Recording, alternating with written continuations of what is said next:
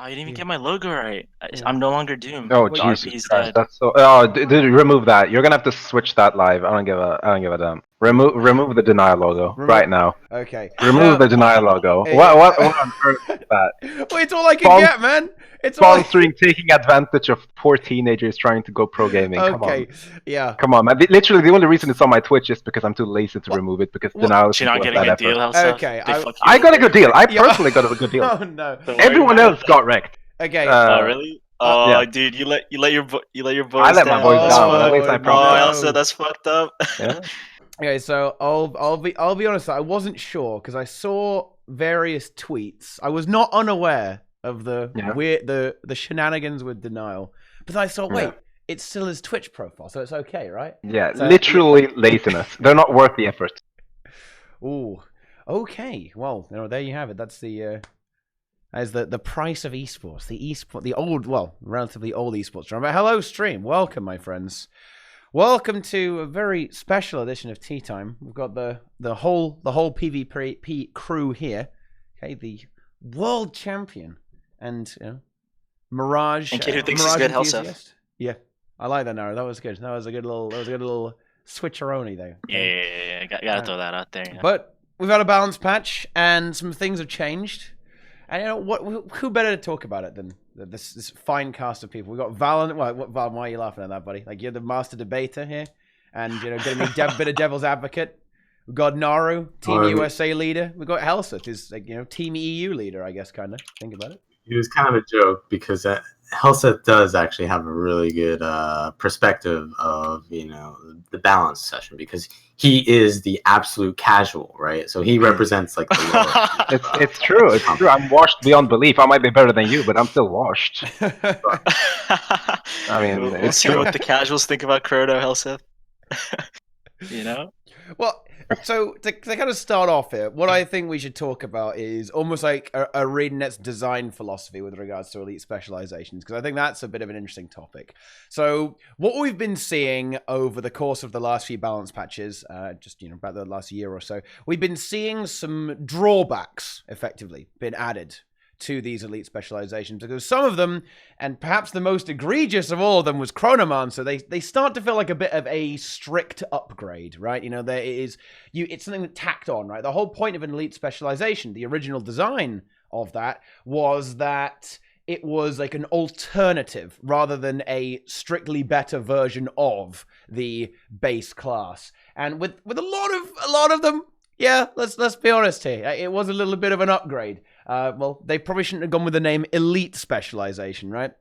But just to kind of open the dialogue there, do you think this is a good thing, or is it just a little bit too late, right? Is it too late to be doing this sort of thing? Because nerfing it kind of feels bad, right, if you're on the receiving end of it. Or is it a necessary step for the health of the game, right? Particularly towards, I suppose, the base classes. Yeah, I think it's absolutely necessary, but the way that they're doing it is kind of arbitrary now because, say an elite spec is already good, then sure, they put a trade back and trade off and use that as an excuse for balance. But when, for example, Druid is already a weak specialization, you don't really need to give it a trade off because balance-wise, it doesn't really need to, right? So I guess they want to give it like a different feeling, than core, but I think that already happens, right? Because it's so different to take a Druid because of the CA, right? Yeah, it's certainly. Go ahead. Yeah. In general, the idea is correct. I agree as well. It's like elite specializations shouldn't just be a strict upgrade, and having them have legit drawbacks would be really, really good. The question is, why are you actually nerfing it? Are you nerfing it to make sure that you don't always take an elite specialization because they're mandatory? Or are you nerfing them because it's a power creep situation where you want to scale down the power level of the rest of the game? And when they're doing things like scaling down Druid, for instance, it's like the rest of the game is still so high in power, similar to Chrono. Like Chronomancer got nerfed to a position which I don't really mind personally, but it's like literally the rest of the game is still bonkers. So unless they're going to do a wider scale nerf, which is a long process, and because balance patches happen once every, 3 centuries? months. Centuries. Then it's What you're literally doing is just killing a certain specialization or skill or trait or whatever. And especially when like they take a really long time to balance. So like if they do like 1 or 2 classes this balance patch, it's gonna be those classes feel like shit until all the other classes get balanced 6 months. Yeah, I don't know. The drawbacks are fine. I think that they just like insanely fucked up with Chrono. Like I think that was a fuck up. I don't think that was like they didn't want like that was not the intended result. Like for example, things like Hollow, you know, you have the overheat mechanic. Like that's a good drawback. It's a really strong it's a really strong kit, and then if you overdo it, right, you have this you're punished for it, lose half your HP, you can't use your tool belt skills. But with Chrono, I think them merging Distort and F4 was a terrible idea for PvP. Chrono wasn't even that good. It was more of like a niche bruiser that some people could use in rank to climb, but it wasn't really the best. You know, it was kind of outdone by Warrior, Scrapper at the time, shit like that. So I just feel like the nerf was really heavy-handed. The fact that you can't shatter without clones was really heavy-handed. I think all this is just like it doesn't even make it feel good to play. Like I can easily see people who only play Chrono just quitting the game. Like it's so unfun to play right now. It's just like ridiculous what they did to it. I think all they had to do is just maybe nerf it a bit or just give it some different kind of treatment, because the merge with Distort and no clone shit is just really punishing, especially because it's not that easy for them to build like clones that quickly. that's where the problem is. Or It's for like, Wolvie World too, right? They completely killed the spec in Wolvie World. That's terrible. Your clones don't live that long. You don't have IH, right? On Chrono, so your clones aren't evading with you. They just evaporate and then you can't shatter. So it's just like really weird what they did to it. But everything is didn't we balanced around the clones suggest surviving forever, and they're not. So it's garbage. That's literally it. If you give the clone survivability, then the mechanic works. But then you're looking at disgusting shatters with no real counterplay to it. Yeah, either. I mean, Chrono was like back when actually back when you played Helseth, when Condi Chrono was meta, right? Not like the bunker shit that happened after, like in between. So there's the really cancer bunker Chrono, then there was the balanced Condi Chrono when it was like Dragon Hunter Chrono and Druid Scrapper were like the side noders. Like that was a good like design for Chrono. It was fine then. Then they just started playing around with it too much. They just fucked with it. Then they made it bunker. Then they did that rework. Remember that rework where now they had like 50 clones. They had like 50 phantasms that were just running around, and then everyone hated that. And then they hotfixed that like 4 times. After they hotfixed that, they then again rework it to make it even worse than it was initially. Like I think they need to just go back with Chrono. Like they literally just like, to me, it looks like they don't know what to do with it. It doesn't seem like they have an idea, because if you rework something 3 times and by the 3rd time it's actually worse than what you started with, it's actually just like you just don't know what you're doing, and you're just kind of throwing shit out there to maybe see if it sticks, and that's kind of feels bad for anyone that plays Chrono. I think that's something that ArenaNet does try and do. They try to make, this is something we were talking about a little bit earlier, right? The classes and the specializations, they want to have this very a really unique feel, a totally unique feel, I suppose I should say, and to play out very differently.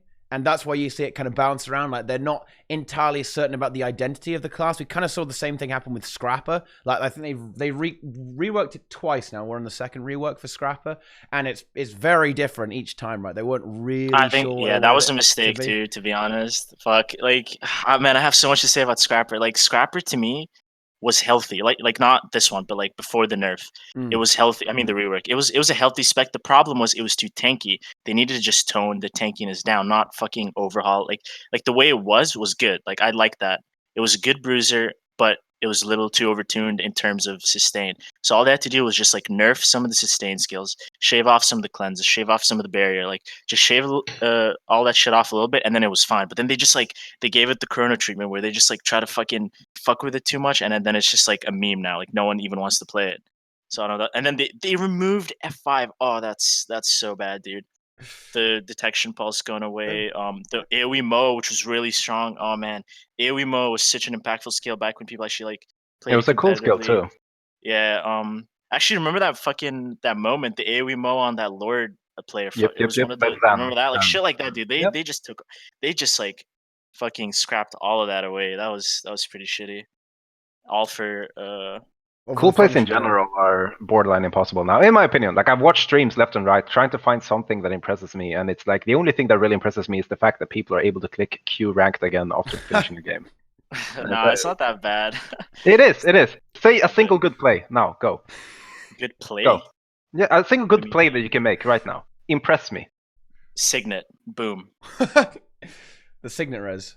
No, I'll tell you, dude. Okay, Okay. this downstate, you MI to the body, Yep. tap it, and then Ooh. run around casting Signet. So you get the bubble knock, and there's the projectile thing. So You're they can't literally overcharge saying. Can't overcharge the body. Boom. Okay, that's boring. Give me a real That's good a play. good play. No, No, you're it's hating. not. That's It's not. You press F once and then you press no, a no, record. no. Listen. You're not okay. NGs can overcharge the downstate body, like off the Signet, right? You MI to it if you're not on the body. Straight up boring. What? Right. Oh my god. Can't argue with that. Also, that's fine. Of course. It's a good play though. Twitch chat, is that impressive? Let's find out. Twitch chat. Well, I mean, it doesn't look impressive, but it Exactly, definitely is thank a you. good play. It is Thank you. because there's a very specific reason to do it. You know. I mean, Yeah, okay, you okay. you give me a good play. I mean, because this is like a He's What do you arguing mean? there are no plays though. What do you mean? no. I mean like prior to like this like balance, right? All right, yeah, Portal Moa. Like continuous split Portal Moa. Okay. Oh, I'll have to show it to you because it's actually a cool play. Okay, Well, it's my bad. I agree. No, I agree. I agree with that. That is high energy. But This that's called Thief. You agree? I'm saying several step rest plays are pretty good too. Yeah, pressing F on a down body is impressive. I agree. No. But you're not. That's what I'm trying to say is you're not pressing F on the down body. You're just tapping it to proc your downstate thing, right? Yeah. No, Yeah. So it's like having the reflect bubble and then pressing once. It's really cool. I think cool. perhaps. Yeah, and so is Moa, brother. It's like pressing one skill. I think perhaps that there are still plays you can make. That absolutely. I think sometimes there definitely is. I think because the game is perhaps a little faster. It's maybe a bit It's more so difficult to fast now. appreciate It's it, insane. right? You know, like I think So that's fast. maybe where we can agree there. Like it's a little too fast. It does get lost a little bit in just the the rage of the team fight, right? Like that's certainly on EU. Like I think this is slightly different on NA Naru, right? But on EU the meta is very much team fight dominated. Like the way a lot of matches go, even in ranked, is you have one guy go to the side node and you have 4 people charge at each other on mid, right? And whoever wins there kind of wins the game, right? And that holds through to even, we're talking monthly ATs, semifinals, finals here. It's that's kind of how it goes. And I think that's perhaps where some of the playmaking has been lost in Guild Wars 2 PvP, is that it's a little bit less about rotation now and more about killing the bad men, right? That's perhaps where some of the epic plays that Helseth is looking for have perhaps been lost. Rather, not that they don't exist, it's just that they kind of get lost a little bit more, right? Well, yeah, go ahead. Well, it might be better. Oh, sorry. Yeah. No. You first. Go ahead. I was just saying it might be a little better now because Rev is not as dominant. Like its damage has been toned down. The might is not as prevalent, so it's not. I don't think it's that bad anymore. But yeah, it's definitely still a little too fast for most people. That's not good. It feels like the outplay potential, at least, I mean, this is partially my fault, right? Like when I've been trying to play Guild Wars, I've been trying to play it as a build I appreciate, and it's like I can't appreciate Mirage. It's impossible for me. So I've been going like Shadow Mesmer and all that stuff, where it feels like, casual, right? But it's like people kill so quick now. It's a Ranger did like Bow 2 and it one-shot, and Scrappers had like infinite health and all that stuff, and it's like the game has gotten so power heavy. The power creep in the game is insane. It's like classes that were considered completely broken before and skills that were completely broken and would always get nerfed wouldn't even be played now for most of the cases. And it's like, how can you make good plays with that? And at what point, like, what changes are going to be made to make the game more, like, slow it down? Because the game needs to be slowed down for better plays to be appreciated, right? Like, even if you, in the high speed of like screaming in NA teams where you're fighting other mediocres, and it's like you guys are all in tune with the games because you're like been spamming it, but it's like, how can anyone that doesn't nerd the game be able to appreciate anything that's happening there? Whether it's no, I mean that's always been the issue with Guild Wars, is just it's really hard to like watch, like in terms of spectatorship, right? It's hard to keep track of, and it was easier. Like obviously it's easier the tankier the meta is, but that's not been the case for a very long time.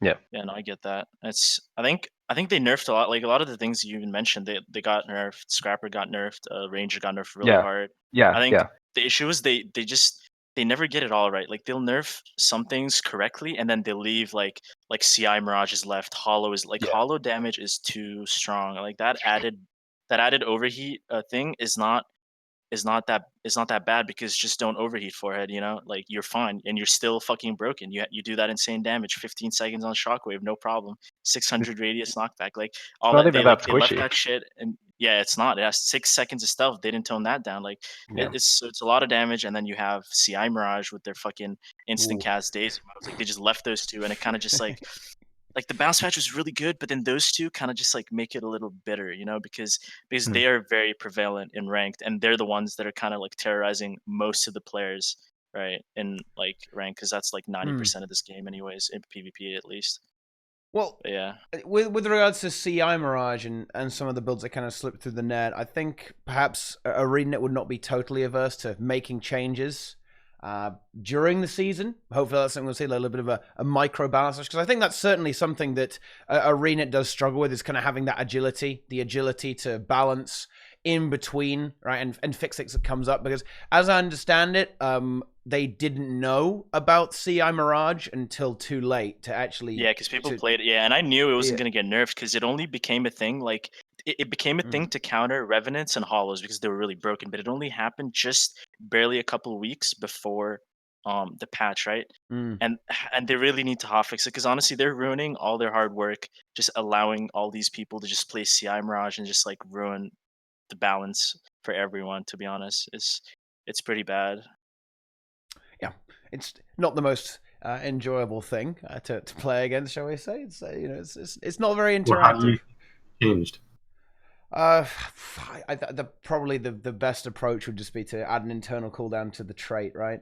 I'm not sure you can really rework the days mantra in any meaningful way, just because of the nature of the beast, right? So you probably target the trait, give it an internal cooldown. You have to take up the days mantra being either useful or complete garbage. So I mean, it's literally just CI, which... Yeah, I agree. I think CI, I think the emote on CI needs to just go away. Just give it something else, like anything but the emote, like not allowing people to move, along with all the other cancer shit that, like, Mesmer is already so, like, it's so unhealthy the way it's just designed, where, yeah, the whole interrupt traits kind of make it so that you don't get, like, you get so much value from interrupting just like an auto attack that you just spam interrupts as like part of your rotation rather than actually thinking about what you're interrupting. Sort of like, DP Thief when Pulm wasn't nerfed because it was too strong. Yeah. And you get value from it every time. It's just pretty stupid. So maybe then you could... This is somewhat unlikely, right? But you could change it so it doesn't work on auto attacks, for example. Like the interrupt traits don't proc on auto attacks, to actually make you think about using them a little bit more. Perhaps something like that. No, I think it's more than just auto attacks. Like just like a ton of skills. Low just value have random skills, anime. right? Yeah, just like quite low value skills. I suppose with just the nature of Guild Wars 2, it's going to be somewhat difficult. Like a lot of abilities have very short cooldowns, so like it would be difficult to make it only work on high value abilities. So I guess that's it's not. I think they just need to get rid of the emote. Like, people already have to deal with like the fact that Mesmers give high stacks of confusion, high stacks of torment. So sometimes the play is to literally not press a skill to live. Sometimes the play is literally not move to live against Mesmers, and that's already difficult enough and pretty unhealthy for most people in the game to deal with.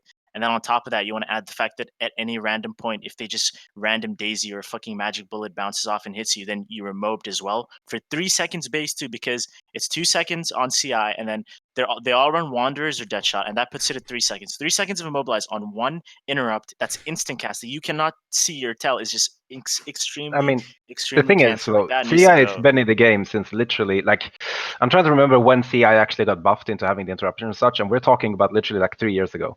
The problem isn't as much CI as the combination with CI in Mirage, right? Like in this build, it was just, if you want to nerf the build immediately, you nerf CI.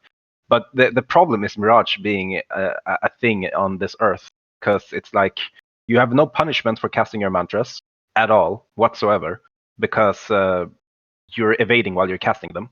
So there's no like frame where you can be like, oh, he's casting a mantra, I can punch him now. There's no frame where you can punish the clones. Like if he has a bunch of swords clones, you can't just be like, oh, I'll kill the clones, because the clones are evading as well constantly. Like the whole problem of Mirage is that Mirage exists. Like Yeah, no, Mirage has always been a problem. It's the dodge Dodging while while doing, casting shouldn't dude, that's shouldn't so exist. cancer. Well, It shouldn't But exist. they're what not would gonna you fix say? that, right? They're not gonna change the Why design of not? Mirage. Do it. It's harder for them. They probably, honestly, they'll probably fuck it up more. Like, I mean, look at no, Chrono. they literally just took Chrono and put it in a garbage can. Why can't they do that with Mirage? I would be okay with that. Like Mirage is the most toxic thing that I've ever seen. Like someone actually sat down and wrote down a piece of paper that we should have a class that can evade and cast at the same time. No, And, I agree. it's Yeah. ridiculous. And even like Infinite Horizon, just nerf Infinite Horizon, and you have like clones should be healthier, right? Like clones shouldn't be balanced around the fact that they're completely broken if they're immortal.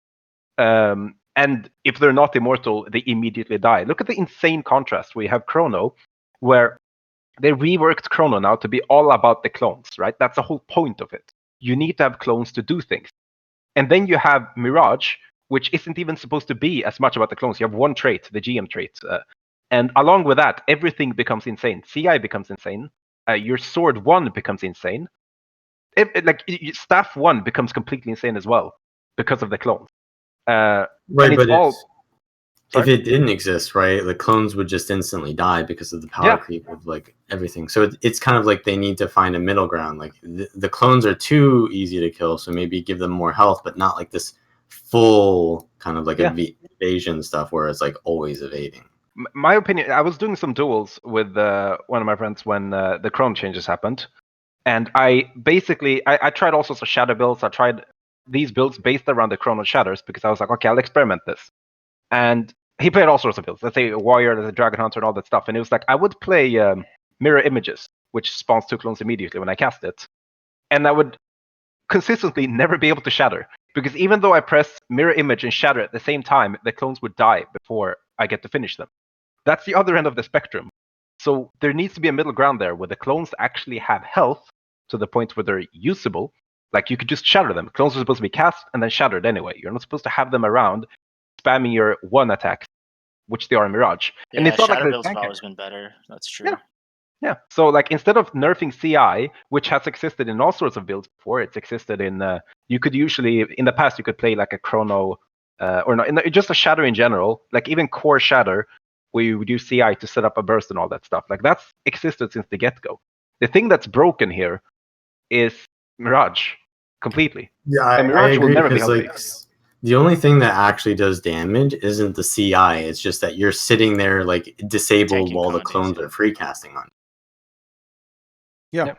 And a lot of the time, it's just it's not even stuff that you would think would kill you. Like it's just like they just teleport away, and the clones like slowly auto attack you to death sometimes as well. It's good.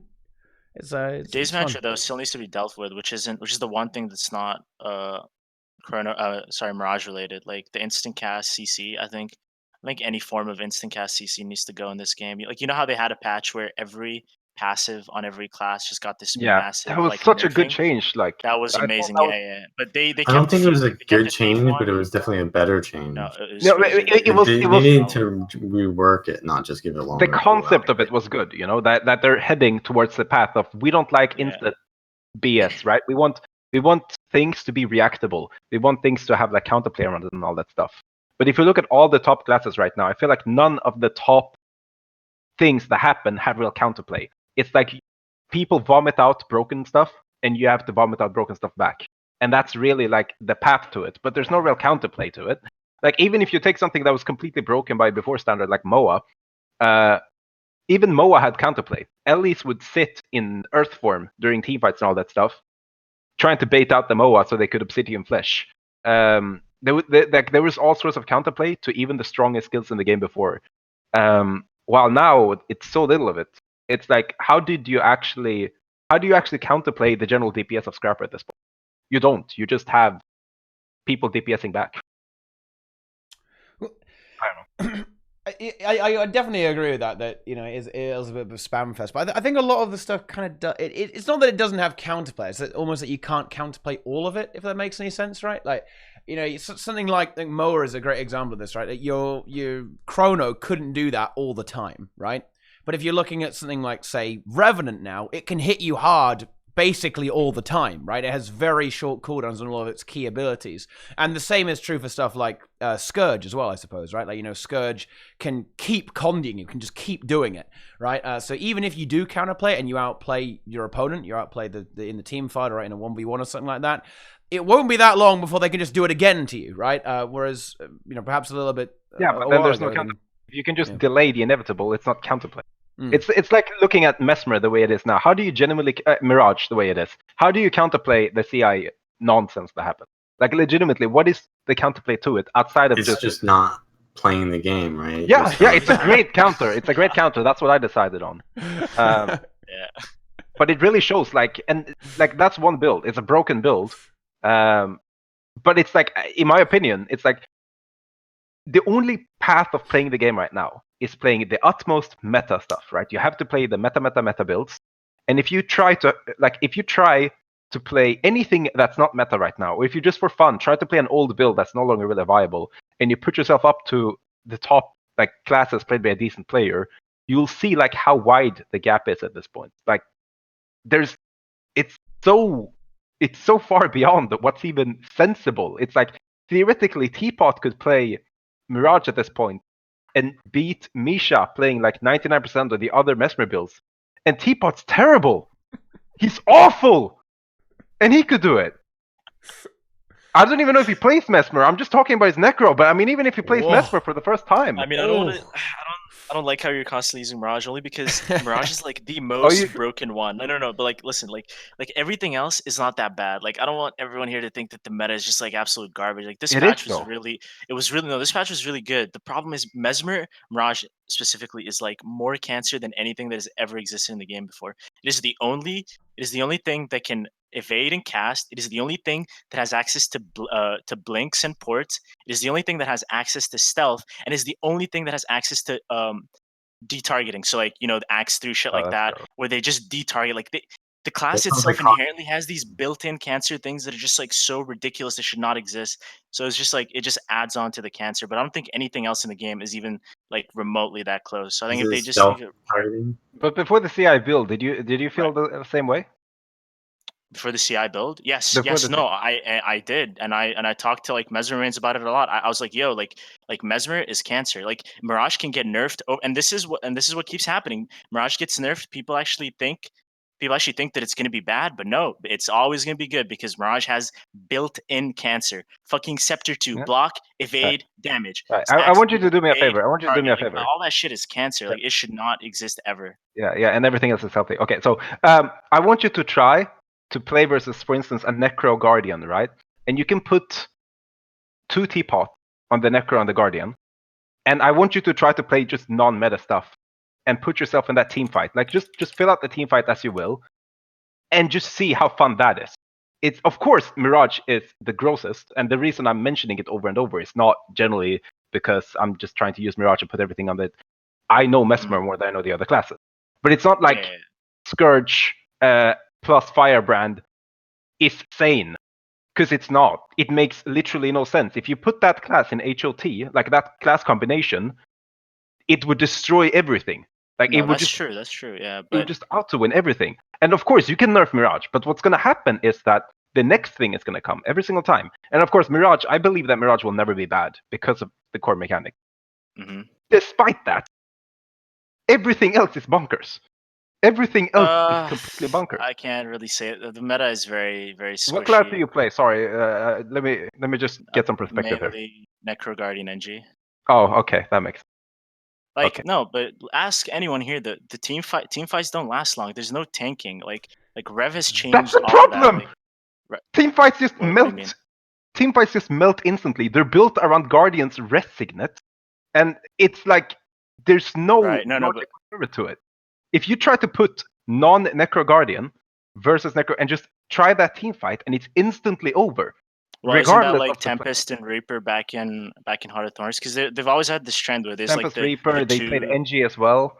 Yeah, there was the main team fighters always, right? Like and Ellie throughout all of Heart of Thorns, Ellie was their dominant support, and nothing else could compare, right? And then after that, came Firebrand. Like I think that's just what ArenaNet does, and we can argue about like obviously Firebrand Scourge is tricky because they're kind of like the anchor. They hold like shit together, man. Because if they're not there, fucking everyone is just running around on roamer, Well, port, the like circus is builds, and unleashed, just right? yeah, it's gonna be a fucking clown fiesta. So they're tricky to like kind of deal with. I feel like, and honestly, I don't really know the answer, but they're definitely like not like they're fine right now because Uh, at first before the nerfs there was the patch that nerfed so Guardian F3 had a 50-second cooldown, right? This is the tome that gave you stab, aegis, all that bullshit. They in one patch they nerfed it from 50 seconds to 75, 25 seconds added to it, or it was 20, I forget.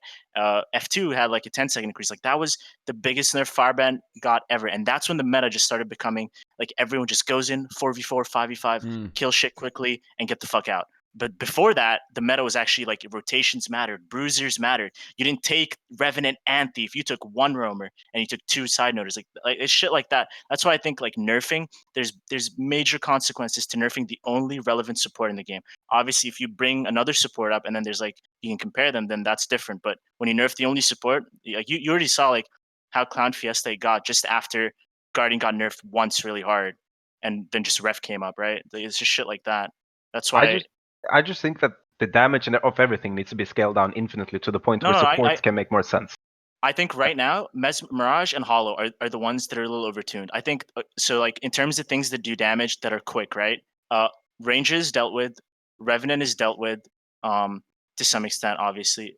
Now you have Hollow and you have Mirage. Those are the Has two Rev right been now dealt that are a little. Yes. Rev does not do that much damage anymore. I promise you. We have tested with it a lot. The might is its might stacking is terrible. This is without it even getting boon ripped. And in a team fight, you always assume that it's gonna get boon ripped at least once. Like the might is terrible. Death Strike doesn't slow or chill anymore. And a couple of their they nerfed Sword 4 by 20%. So it's actually like balanced now. I think their biggest mistake with Hollow is that they thought that they could increase the penalty for Photon and then it would be fine. But that just good players bypass that, right? So they needed to nerf the damage there, not increase the penalty, which was the issue there with Hollow. That's why Hollow is still really strong. I'm not sure if they were even targeting Hollow with that, really. I think that was almost like a flavor thing instead of an actual nerf directed at Hollow. So? Particularly in PvP, actually. Because if you overheat in PvP, that's already very bad. That's not good. So I'm not actually sure if they were actually trying to address Hollow this patch at all, actually. We don't usually see them go after a lot of things in one go. It's like one or two, like 2 to 3. I mean, that's how it always is. So like if Pharma here says, like I'm missing the point that no, I know that a lot of things are overtuned. What I'm trying to say, like this is just ArenaNet's process. They'll release an expansion. Every single thing in that expansion is broken. This is fact. And the things that might be neglected at the start eventually get buffed to be broken, right? And then starts the slow healing process. Every 3 months, a patch drops, things get toned out a bit. Then another patch drops, things get toned out a bit. So I can't like I'm just saying with what we have, it's not that bad. It's gotten a lot better than what it was. But I do know that it's still way more than it should be. Like I'm not oblivious to that fact. But the process is because you guys are way more in tune with what ArenaNet's doing. So the same thing, like there's no news of anything correct happening, right? They're just going to continue doing this thing, right? Like expansions and all that stuff, that's not relevant right now, right? I don't actually know. I think they're doing. There's nothing announced, yeah. There is no reason to assume that anything will change in particular with regarding the balance. Yeah. So right now it's just going to be like the same. And so right now the metagame has changed a little bit. Rev is slightly weaker. Like what something that needs to be considered way more as well is that, in my opinion, the most important queue or the most important part of PvP is solo queue, right? That's always been the case. Like even if it's relatively fine while competing in competitive play, when there's 5 people on both teams on TeamSpeak or Discord or whatever, and they have a strategy set up and they have a comp set up, that's not how Guild Wars is played. That's never how Guild Wars has been played by 99.99% of the people. What matters is solo queue, or if it's like random team queues, but that's not really as relevant either. And solo queue in this metagame, or maybe it's been miraculously fixed in this patch, but from what I've seen, from the little I've played in solo queue, it's like everything is insane, like to the point where it was easier to have normal games during the bunker meta. That's why I mentioned on Twitter that the bunker meta was in a better state, because in the bunker meta, people could play all sorts of classes, and they could still play the game. You take a garbage player on a mech class and you put him versus Bunker Mesmer, and the worst thing that would happen to him is a stalemate. While if you look at the things that are happening now, it's like if you take a good comp team with decent players versus the same a bad comp team with decent players, it's going to be a steamroll entirely. And I can't talk about ATs because I'm not a nerd. I don't do ATs. I can only talk about solo queue. And in solo queue, it's brutal depending on what comp it is. Like it's unplayable. And the same thing happens if there's like a slight player advantage. Some people are slightly better than the other team. The team fight will be instantly won. That's why I mentioned like Guardian. Even if they're not better, like it's so volatile that you don't even need strategy if you can just cheese kill the enemy, right? That's kind of where the So just to clarify that I'm talking from a different perspective. I'm not talking about the ATs because the ATs don't matter whatsoever. Nobody cares about your comment about Firebrand Scourge. Do you think that they need changing in ranked? Because they don't really exist there. Like that duo is non-existent in ranked. That's why the ranked meta is so kill based. Yeah. Who plays Firebrand? Like any duo that wants to win games and wants to carry No. they're not playing Firebrand Stop Scourge. looking at the perspective of someone who's nerding the game. Look at no. I know everyone in general. The people don't play Firebrand. No, they really don't. Maybe EU. I don't know about EU, but I'm saying on NA, everyone on NA is specifically they all play shit like CI Mirage, Hollow, Thief. They play high mobility, high spike builds, and then obviously you'll see a couple of Reapers and Necros thrown into the mix. But it's mostly just damage specs. That's why games are so just like mongoloidy because no one's really like playing a structured like PvP. Yeah. They're not playing Firebrand Scourge. No one's fucking getting their Firebrand friend on Necros. Like let's do it right now and win some games. Does it make sense? Well, I'm talking about NA. I don't know about EU. If you keep on EU, you might have a different perspective. I don't know about Firebrand Scourge, but Necro has definitely played a lot. Yeah, Necro but Necro plays blood, right? Like, so it's less damage, more sustain. I think to make up for the fact. Perhaps there's some little talking past each other to a certain extent. I think what Helseth is trying to get at is that if one team has a significant advantage in the quality of the specializations on that team compared to the other team, say if like you've got a bunch, say if you've got a bunch of Chronos on one team and on the other team you've got a bunch of Mirages, it's not going to go well for the team with Chronos, even if the Chrono players are mechanically better players, right? I think that was more of the on point. Every end. It's like if I'm not saying this only from my experience. It's like when I watch a stream, if I see a stream and I see that the streamer take a good player, like let's say Sind when he was playing and all that stuff, and he has a second thief on his team, and he's like, all right, boys, we've lost. Unless he's duo queuing with someone who's like, and the skill level is so much higher that it's not even relevant, he would solo queue, and I pretty much never saw him win a double thief game because he would just get bopped by complete plebs because it's like his entire team. If he's winning more out of the map, I don't know if double thief is really the issue because that's more of like a role thing. Sure, but take anything then in that case. Like just take things that aren't meta, and the games end 500-0. Yeah, because like if you get a Tempest on your team, because the way matchmaking works is it tries to pair up classes. So like it'll put an Ellie on one team and an Ellie on the other. But if you get the Tempest and they get the Weaver, then they haven't. Yeah, that's not good.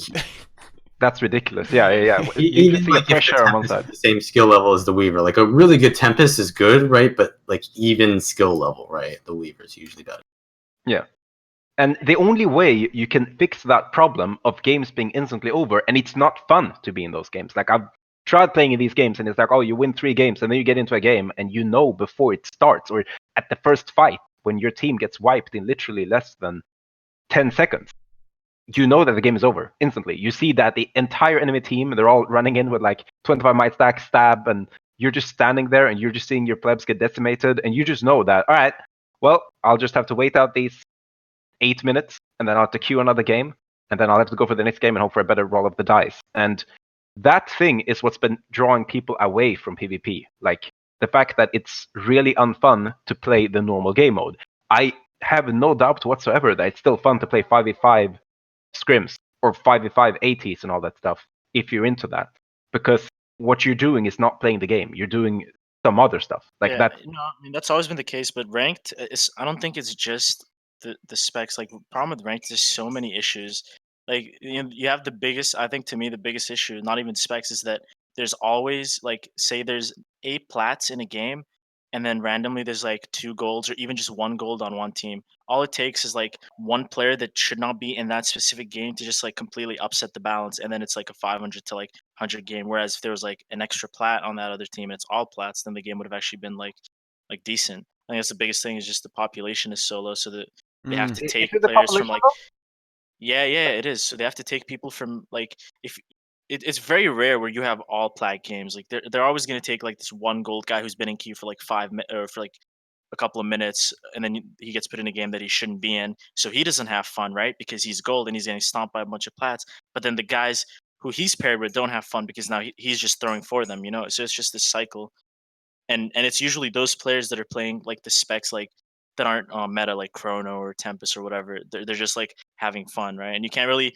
it's not your right to tell them to swap to a meta build because You're not they're just paying his fucking sub around and fee. they're low, right? Exactly. No, it is like if they're low rated and the game puts them in a game they shouldn't be in, like that's not their fucking fault. Same with like when people complain about like high duos getting fucking paired in like games that they shouldn't be in. Like I don't want to be in here if I gain like 2 rating and lose 30, right? It's not a good trade off. Like I'd rather just not play that game because it's a very shitty gamble. So like that's the biggest issue is like when you start seeing the disparity in specs is because the rating is like a lot different. But most people in plat are playing about the same things. Yeah. There's just not many of them. Population is definitely a big deal, and also I kind of want to say community attitude, the feeling of competitiveness in PvP in ranked is maybe not that high. People do like to give up or not care about winning that much in Guild Wars 2, which kind of makes it worse. It amplifies all these issues. Yeah, I blame top of Mana that- for that. Titles are stupid, okay? Like titles make no sense. They're not like most people don't give a shit about titles. Give us skins, mount skins, like things that are exclusive where not only top 1 or 2 or 3 get them, like top like say top 1,000 players in ranked or top 100, top 250, they all get like a certain skin or mount skin or some or armor, anything that's like valuable where it's actually Yeah, worth it to something win that games. manifests in game. Like Yeah, where I you don't, can use I it. don't Yeah. really think that like a title. It is in game, right? But it's not like something that's gameplay oriented. Like, what does WoW have for like their fucking ranked shit? Isn't it like you get like some They dragon or have something? I mounts, don't know. yeah. Yeah, you get a mount, and you want to try hard to get that, right? And it's not exclusive to where it's like unreachable. You're like, oh, I'm never gonna beat like the top like five best players in the game. I'm never gonna make it that high, so you just give up. And I you think don't that would care. be actually a really good change. Is like just a mount skin, right? Because it have to be a unique mount skin, not some like shitty one. Because that would actually get so many PvEers into PvP. Holy shit! I don't think it would because what top percent? Now you said top 1,000, which is fair because that's like the Guild Wars 2 population. Yeah, top 1,000. I mean, it can be casual. It just needs to like Yeah, get them into it, you know. Well, yeah, make them want Like, to yeah. win. The Basically. top players won't care about it, but they will because it's Teapot, kind of like you're more Teapot's PV. How do you argument feel about about that? Because I don't agree whatsoever. Yeah, I mean, to be a little pessimistic here, kind of going with Helseth, like the trouble is that the community is so averse to this kind of thing. You know, I don't know if you. Well, I'm sure you guys remember when they added PvP titles for like top 250. Like there was like a big old shitstorm when they removed the achievement points. Right from the community, like if they, you can just always have someone play in your account. You could do that on NA, for example. You maybe, but never mind. The trouble is that if they did add this kind of reward, people don't like that. Like people, they get triggered. Like yeah. Like if I don't want to play PvP, like most people that are relevant for this title are people that have been playing the game for a really long time, right? The majority of the people that would want that skin, if they've been playing the game for years and they haven't really been touching PvP much, they're not going to do that now because there's a skin. They're just going to be triggered. They'll be like, oh, well, I can't get this skin. In the same way that I, as a PvP player, I always hate when there's like in-game progression in PvE that barred me from getting skins in PvE. Yeah, like because I don't play PvE. Top 1,000, right? Because if 1,000 people are going to get it, a lot of people will feel that they can Isn't maybe that more that you refuse to PvE, not that you can't get it? No. I absolutely hated PvE. It was boring. You absolutely get it. Yeah. You just refuse to play that content. Yeah, exactly. And most people don't want to be forced into content. I would rather not force myself into content I don't enjoy to get a fucking. You're not the audience for that. You're not a PvX player, Helseth. You're mainly a PvPer, right? That's all you want to do. Your main goal in this game is not fashion or playing other game modes or doing the story. Your main goal when you're playing Guild Wars 2 is to just improve your skill set as a player, right? And a lot of people are what like if that. they For just, like- most PvXers, these skins would be valuable, and if it's a top 1,000, they'd all want to come and play for it. Like a lot of people, there's why two not? perspectives of the thing. Either it's really easily obtained. What do you as a competitive player think that when some skin is super easily obtained, your instant perspective is thinking, oh well, this is garbage. Like this is just something that anyone can get. This title Yeah, but it's doesn't not mean for anything. those players. That's the thing. Right. It's to revitalize the scene. You need to get those casuals in there, those PvXs, because you know a bunch of them will stick, right? Like you Casuals get need to events, play enough to get enough ranked games. How many games do you even need to get into the leaderboards? 120 Jesus Christ, man! by the end of the season. I That's would not that rather much. strap myself in an. Are you serious? That's not that much. That's a 120 night for Vallun. Come on, Helseth. That's not a lot of games. 120 games? You have 3 months to play 120 Yeah, games. that's not that That's bad. a That's crime not a against lot. No, humanity. that Of is course not a it lot is. for That's people not that that If play. they don't bad. enjoy That's it, because you don't play, Helseth. Like Yeah. you if just they don't play it, enjoy it, insane. no, if they don't enjoy it, what you're saying is, I want to take these people that don't want to play PvP. I want them to do a Well, minimum who says they of don't? one. But that's Okay, the so thing. Who I says think they your don't? argument Maybe Because is they're just not have doing a it. reason. No, but people in Guild Wars 2 are driven by items. People are driven by like things to get. They don't give a shit about like getting good. They want things that they can get. Like if you added capes and fucking added GVG, the scene would fucking go from being like Okay. 2 guilds barely GVG to like a fuck ton of guilds wanting to get those capes. It's just Okay. shit like that. People So if want. you have the same skin available in PvE, imagine the view of the people that don't want to play it, right? Or they really want to play it. Then just but they add a just don't skin in PvE as well. Yeah. That's my point. If that skin exists in PvE and PvP, would they play PvP? No, a different skin. No, you would have to make it You would have to exclusive because force you them. want. Yeah, you would Well, have you to want force them people to to. come play, right? Because there's a massive.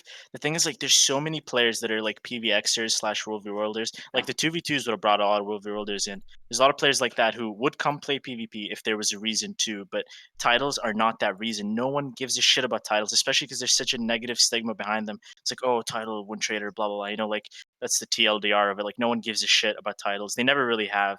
Because to them titles are something that only top players can get. But if it's like a tangible item, like a fucking armor set Also, or if or whatever, they will play you for put it. a really big carrot out there, it's gonna attract more players, and so the competition is gonna be higher. So you can't really compare it to like current seasons with titles that aren't really meaningful.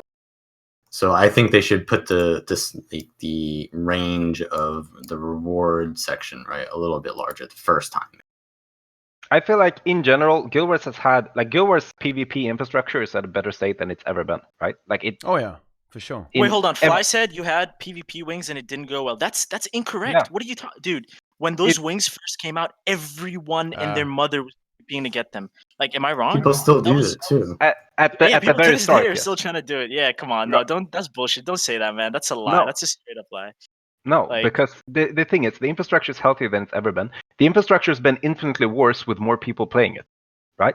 People just aren't. Right now, they're not very excited about PvP. From the rank progression to, of course, theoretically, if you think But that's a more skin... about the balance, isn't it? Okay, sure, but if you think a skin would change all of that and make people actively compete and make the scene healthier, I disagree. I might be wrong. No, they Well, have that- to bring them in. it's They have more- to bring it's them a in. It's little ArenaNet's both. job to keep them. ArenaNet has to do like better balance and like cater to them to keep them. But to bring So them that's in, not happening, the right? first part, I guess maybe probably not. This is wishful thinking. But for them to keep them, they have to like do more. But to get them in is not hard. They just need to give them something, like throw them a carrot, and they'll come start playing. Whether they'll stick, that's up to ArenaNet. They need to do like kind of like TeaTime made this argument for World v World as well. They need to, when they came out with the War Claw, they needed to balance World v World, right? If they do this for PvP, they also need to do a really good balance patch for PvP at the same time. Yeah, because otherwise people are going to get stomped and they're not going to want to stick, right? And I would add to this, I would say that you need a lot of intermediary rewards. For example, Exactly. you need, say, a mount for finishing the season in bronze, right? And then one for silver, and then one for gold, then one for plat. and then one for Legend as well, right? That sort of thing. There's got to be something that every single player would be able to obtain. If that makes any sense? Yeah, exactly. It has to be exclusive. You've got to have, you've got to have a level. Well, that's not exclusivity exclusive if it's bronze. Well, no, because but you But got that's the point. You get ultra people shiny one. involved and make them play more. Right. Yeah. It's the similar to the wings and all that stuff. Saying, well, hey, you who don't play PvP much now, if you get top 1,000, you'll get the skin. Like that's not going to be a leap for most people. Now, if you have a clear progression where it's like, oh, you'll get this, you'll get this, you'll get this along the way, then maybe you'll get some people to stick playing. Like that's similar to the wings that you thought were like super successful. Yeah. Go on. I was saying, Naru is right here. The wings certainly did draw a lot of people, but the trouble with that sort of thing is that it's not permanent, and this kind of feeds back into the trouble with the hype, the energy around PvP. It's just because it doesn't get enough updates. Right? The wings are a great idea, right? But the thing is, there's not been a lot of follow up, and this is the case on a lot of game modes, right? That something will happen, and then you'll have to wait 1.5 years until something else happens, and so you end up not with the community not being energized, not by being excited about the about the game, which is when you got to keep doing it, right? You can't just do it once. You got to keep adding rewards, adding new rewards, reasons to play, reasons to get good. The Guild Wars 2 community is very, very reward driven. I think that's something that we all agree on, and I think ArenaNet are they're a bit conservative in particular with emphasizing winning because, I don't want to speak for them, but I'm afraid they may kind of view the urge to win and being competitive as a little bit toxic. I'm not going to lie, they don't like that much. So I think another approach and something that should definitely be changed in addition to what we've been talking about is also just making winning better, right? Like make it so if you're in plat, if you're in plat right now, you get something like 2 extra pips or something like that. It's like, wow, okay. Oh, we're gonna be rich tonight, boys. Like maybe buff that up a little bit as well. Let's say, I don't know, 5 extra pips. Wow. Especially if you would make winning really good for gold. I mean, they tried this as well, actually, but the trouble is that losing is also not that bad for gold either, because you still get pips when you lose. And Legend, I mean, being in Legend now, particularly on NA, is very difficult because by the time you get to the upper echelons of PvP, you end up needing a very high win rate to really be able to get anywhere. And you need to be influencing your games a lot. Like particularly in NA, you need like 80% win rate plus to be able to stay in Legend, really, and you get a measly extra pip, right, for being in Legend. It's like, oh wow, what a amazing reward, right? Gizmos, remember that he said that temporary gizmos for people in like Plat or Legend that reach a certain threshold. Yeah, something like that would be okay, but I don't know if I that'll think keep people coming back. I think the dream. I don't know, man. It's just hard. Oh yeah. I agree. I think the dream would be like an armor set that changes based on your rank, right? That would be like the ultimate dream if you could pull that off. I mean, perhaps it would be a little difficult at this point with the resources that are assigned to PvP, but I would say that's the dream. Maybe even a weapon, right? A weapon might be a little bit easier. I think armor sets are very difficult for ArenaNet to develop, but suppose there was a weapon set that had some kind of glow, depending on what league you are in PvP or something like that, or even division. It could be division based, right? The color changes based on like you being red or blue. Yeah. So the technology is potentially there, right? It could be done. That kind of exclusivity is what drives that kind of competition, right? You want to have the thing that's shinier than the other guy, right?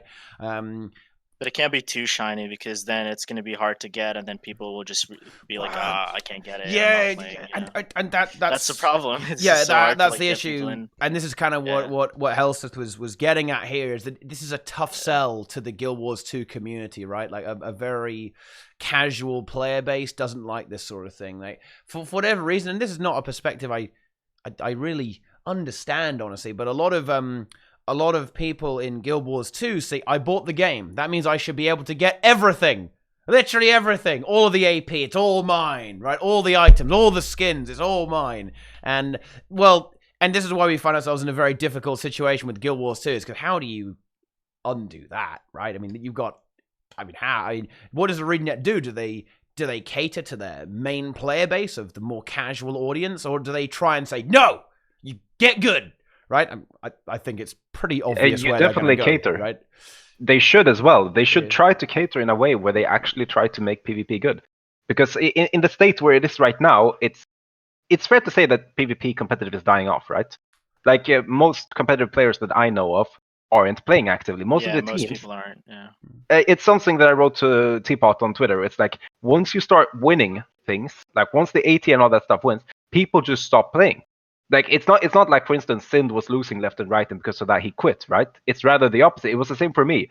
After I won my AT, I stopped playing because it's like there's like there's a healthy scene, right? It doesn't feel like we're getting anywhere. Like it feels like it's going downward. And the whole feeling in the PvP feels that way. It feels like it's being neglected. It feels like it's not going anywhere. And adding a single skin and all that stuff is never going to change the general feel of it. What it needs is an overhaul. We go back to the wings. The wings were released with HOT. HOT was released along with the pips. The pips were released to completely different rewards. The Heart of the Mist was reworked at that point.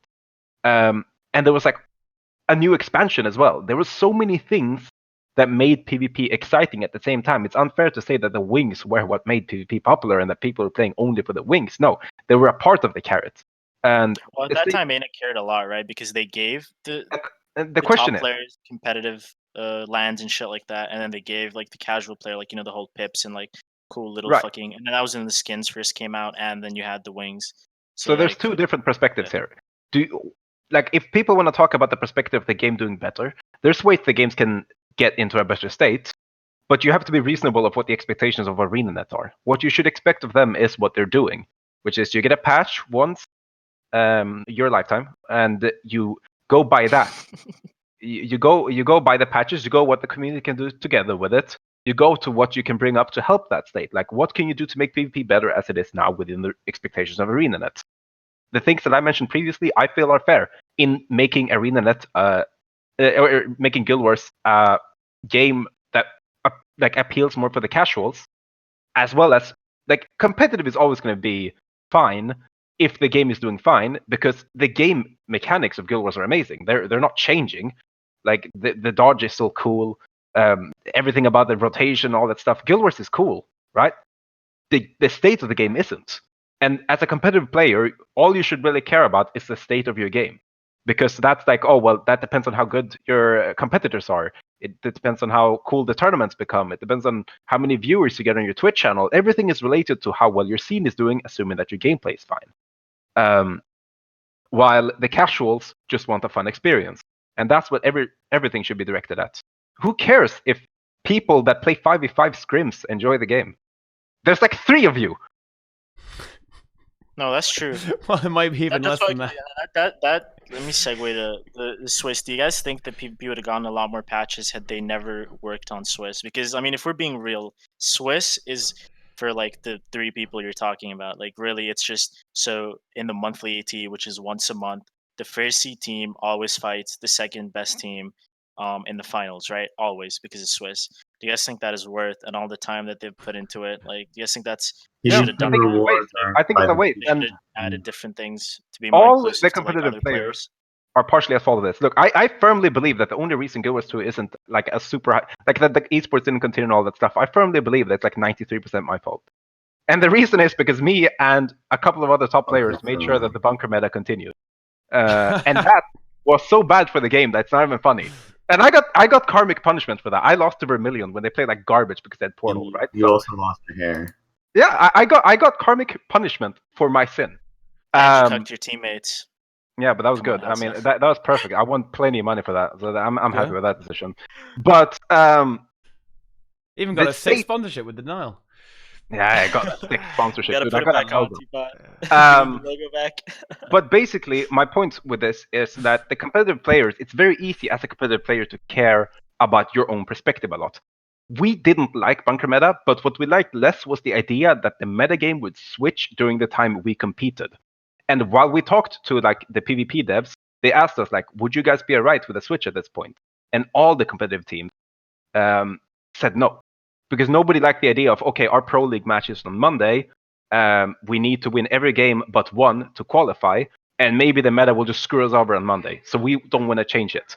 And that was terrible. The viewership disappeared, players disappeared, and all that stuff, right? It was awful for the game. And the same idea is happening now. They should have given you guys that choice, to be honest. I think they should have just done it. Like, It's still happening. They obviously knew it was a problem. But it's still happening. Like, at this point, top players, not saying any names specifically, but I know that top players that are in communication with the devs are trying to protect their own classes if it's that actually matter. I don't think anyone's influencing the past devs at this point. I think at the best is like people talking to Ben and him maybe relaying some things. But I know everything. Yeah. Not you specifically. But people, not as much now, but literally we're talking not long ago at all. People are still influencing this.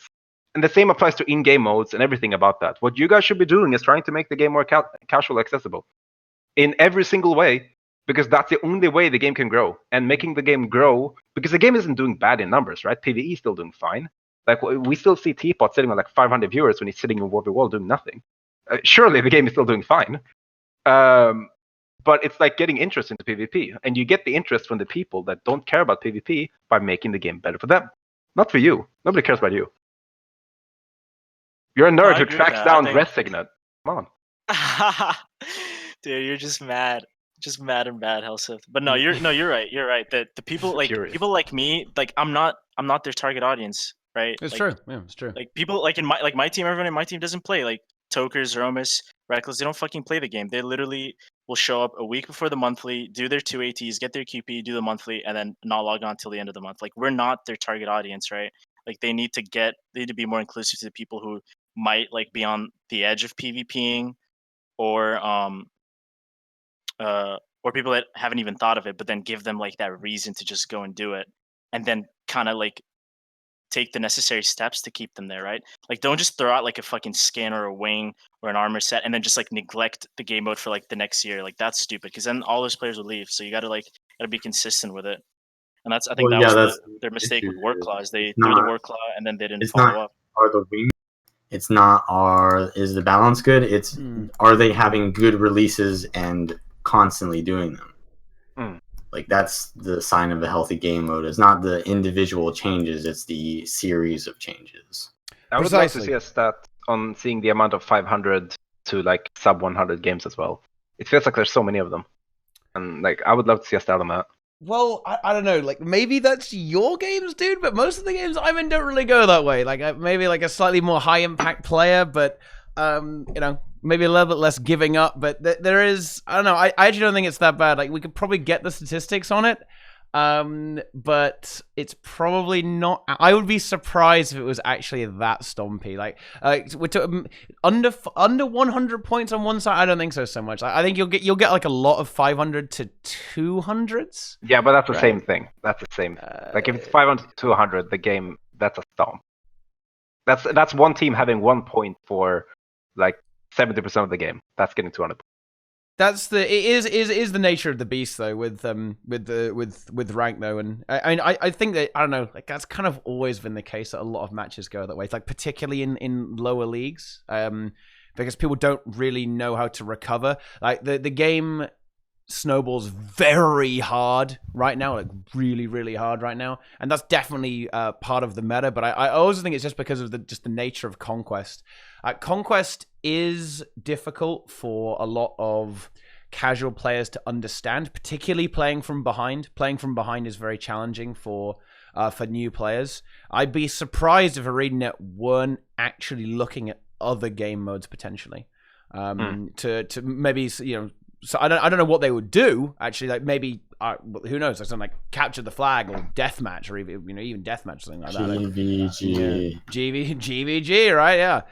It's I don't know. It's a little bit tricky for people, but yeah, I don't know. The big problem, as you guys say, is that it sometimes seems that there's no overarching plan with all these development changes, and you kind of see this across all the game modes, right? Like, you need to have that plan going through the follow-up to all these changes to kind of make it work, right? Which is the big issue. We need to see a plan from ArenaNet, instead of just like, oh yeah, have some PvP changes, have some of this, have some of that.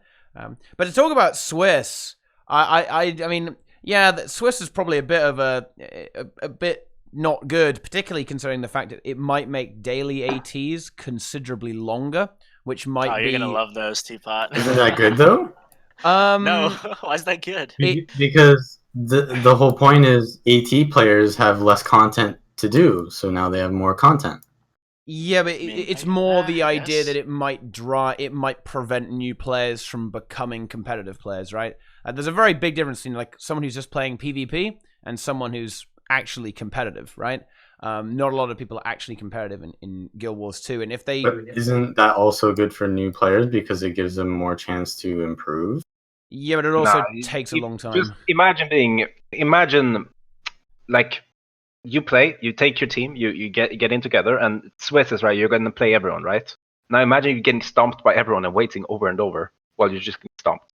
And now imagine that was a daily AT. You're gonna have to win or get enough QPs to qualify for the monthly, where you can get wrecked even more. But you're not going to get stomped by everyone because you're going to lose a match, and then you're going to go against someone who also lost a match, and then if you lose again, you're going to go against someone who lost 2 matches. You're from PvE. You've never PvP'd. You're going PvP now. The first Swiss tournament. Do you think that you're going to win a single game and not get your ass handed to you? I mean, it's because there are people out there that are from PvE. All the people. There's going to be such a huge amount of people playing the Swiss. Everyone has been excited about this. I looked at Reddit the other day and I saw a 3,000 comment thread. It wasn't about cosmetics. No, it was about the Swiss tournament and how they're looking forward to playing a longer AT. I'm being sarcastic. I mean, there's not a lot of people doing that, but there are definitely like new players. Yeah, there's like 3 of them. I know. Jaded as you, who are excited for stuff like that. In a way, it is a more of a change targeted at the high end, right? It's almost like a courtesy, right? It's, hey, you know when sometimes you guys meet early on in the AT and then you insta lose and you knock each other out and it kind of sucks. Like that's what it's trying to alleviate. I don't think it's necessarily trying to kind of increase the health of PvP. Like in a way, I'd be very surprised if they had that much development time on this. I don't think I would blame Swiss for like the lack of PvP development. I would say that it's almost like a symptom of how long how long Swiss is taking is a symptom of the problem rather than the cause of the problem when it comes to PvP. I feel like the only way to get the people excited about PvP, right? It's something that they've been saying for forever. What is the thing that people have been asking for since the start of Guild Wars when it comes to like the gameplay in Guild Wars? Everyone, 99% of the people, not including me, like I've loved Guild Wars, the gameplay, it works and all that stuff. But it's what Teapot touched about earlier. People don't want conquest. Like the main player base of Guild Wars. Okay, conquest is good. They just don't know what they want. Yes, I know that you want conquest. I know that. But if you want excitement in the game, if you want people to get excited and want to play it, you don't put a stupid skin in conquest and then leave it dead for another 6 months. If you want a legitimate change, right, in the game to the point where it could actually do better than what it is now, then it is a new game mode. Because if you make a poll on Reddit right now, and ask them how they would feel, and I hate Reddit. I would want to burn Reddit down. So don't put me on the same side as them. I'm just talking from the perspective of someone that would want ArenaNet to do better. The only way to improve it would be a new game mode. Like short-term solution. You put a new game mode and you put some form of queue in there. And that would be a more popular queue instantly than Conquest. Instantly. And you would... That's never happened before, right? Has there ever been a queue for a normal game mode that's not garbage? Yeah, but Stronghold was complete garbage. No, yeah, but that's and that's what I'm saying. Conquest isn't complete garbage because it's simple, but it also has the potential for a lot of complexity. Like, why would you want something else? Because you want that. I get that, but people want something new. Stronghold, right? But you're telling me like people who want classic WoW are the same people who want like old GVGs in Guild Wars 2. Like they think they want it, but they don't. Nobody asked for Stronghold ever. What Stronghold was obviously just a way for Guild Wars to try to capitalize on the MOBA market. Let's not pretend there was anything else. It was basically their interpretation of old GVG. And GVG, is what they were trying to go for, like a bit of kind of Fort Aspen with a mix of the both, right? But it wasn't a legitimate game mode attempt. Like there's differences. I don't know If about there's that. a way to get people excited, okay, Teapot, how would you make anyone care about Guild Wars outside of, like, let's say just a 3v3 deathmatch mode, right? That's my suggestion. What's your suggestion in making Guild Wars better? Oh, Assuming that I don't Yep. disagree at all, but I don't disagree that they weren't trying with Stronghold. I think they did want to make it work, but it flopped horribly. I don't know. I saw it as a daily monetary ATs, attempt. 2v2 ATs would be the solution, because I know what ArenaNet doesn't want to do is add an extra queue. Like, let's say Yeah. 2v2 is that game mode that you're talking about. Just scrap Conquest queue. Remove it. If they add it to the rank pool, then you're gonna split the player base, and then longer queues, those same conquest matches become more cancer. So I do I agree. think that there needs to be something new, and I think 2v2 is that. And I think they added it. There was a lot of hype. People loved it. Everyone played it. It was streamed, all that shit. But then they just took it away. I think that there needs to be a monthly a monthly 2v2, same as monthly conquest, would like give it like a fucking miniature gizmo or something, and then daily 2v2 is the same as daily ATs for those players, because like there's a big population of players who are like, oh, like those top PvPers, they're not even good mechanically, but they can rotate. Like there's those people, right? And give those people something where they don't want to think too much. They don't want to rotate. They don't want to have to get 4 other people to play with. They just want to get one buddy and then just like do 2v2s, right? With like a really good, because I do think the 2v2 game mode has like the mechanics are really good. The poison, the no healing, like it shuts off shit like Firebrand Scourge and kind of like neutralizes it, doesn't make it as broken as it would be otherwise, right? But I don't think they should add it to the rank queue. I think people that queue ranked should only be conquest, and then maybe those people that do 2v2 ATs from like World v World from PvE that come will probably wanna like give rank to go, right? So that could be another avenue This to get is still players. only But you also have to secondary get to rewards balance on the too. board. Just Huh. scrap Like- Conquest. Remove the Conquest Like queue. That's the diversity obvious is move. still, it's still not what would fix it. You need the balance to be there. Like 2v2s are going to be terrible if you just have double holo every single fucking game. Like you need the balance and you Here need to the balance rewards, the 2v2. and then you need the new game modes. Yeah, but that goes without saying. Like that's Okay. what I'm trying to say is you But want the that people to get in we're first, trying and to then say ArenaNet what needs will to save the game modes, right? Right. Yeah, and then obviously good balance, good updates, constantly like refurbishing the game mode is how you're going to keep those players that come in off of something new, right? Because they'll get bored of it eventually. Yeah, but you could even take an approach where you could at least try it, right? Like, surely at least try. Like, you could even say, just random idea here, off season, test a new game mode in the off season. Yeah. Have ranked in the off season, for example, right?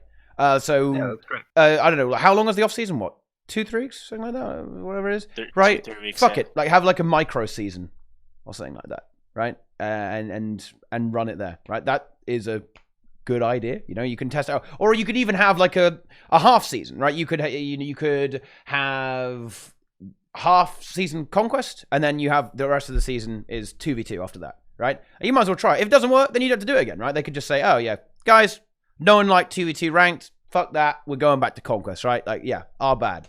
Yeah, they or should just do yeah. something, because anything Yeah. would work at this point. It's so bad that anything they do will like spark interest, and then whether they keep that is on them. Yeah. A new game mode is always going to be a big draw, right? I'm sure Stronghold was a big draw at the time. I'm sure there was loads of people trying it, loads of people playing it, and it didn't work out. But then again, like Stronghold was kind of doomed from the start, right? It was very much. I think they added the trebuchet, and then I want to say that's it. They added like an extra hero as well. Trebuchet was in the start, right? Was it in the start, or was it not in the start? Trebuchet was in. Okay, the trebuchet was in. So they added another hero. Did they do anything else to it? Balance No, to change not it, really. to improve it in any way, right? So it's not like they tried that hard, right? With Stronghold, to be honest, is it? This is the problem with Arena, right? You need a bit of follow through. You can't just say, "Hey guys, look, Stronghold, look at those scripts, guys, aren't they cute?" It's like, no, you're gonna need to do a little bit better than that, right? You say, okay, talk to the PvP players, the pro players hated it. Right? But, maybe you could have salvaged it, right? Or you could have repurposed it in a way. Like, why not make the map a lot bigger and then say, hey, there's your GVG, guys, right? Because that would have made maybe perhaps a portion of the World versus World community a little bit more excited about the game. Because, hey, guys, if you think you're starved for updates in PvP, you got another thing coming. You got to check out those guys behind us. Like, they're all the way at the back of the queue. Like, they're only working with about 5 classes at this point. But, yeah, that's the World versus World, friends. I don't know. It sucks. I think it was Stronghold, as with all things in Arena, had some potential, probably. and they could have made it work, but they just didn't. Like, for whatever reason, they just couldn't muster it through. I even talked to Grouch about this actually. Grouch was asking me for feedback on the Stronghold game mode, and I don't know. We played a few games, and like said, yeah, this is this and this is that, right? Like we talked about some of the balance a little bit, and like what we think is good about the game and what's bad, and then nothing came of it, right? Yeah. He said he was talking about wanting to rework it a little bit, and then nothing. And then he went to Amazon, I guess. But there you go. It sucks. Like, we just need to see that follow up onto the game.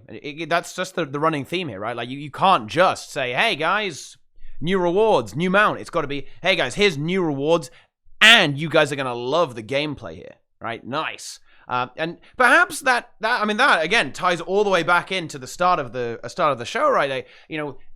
If every class kind of got toned down a hell of a lot to end up more like, say, where Chrono is right now, right? Or where Scrapper is perhaps, or Daredevil or something like that, then maybe that's when the game mode would be more palatable to new players, so they aren't getting instantly demolished.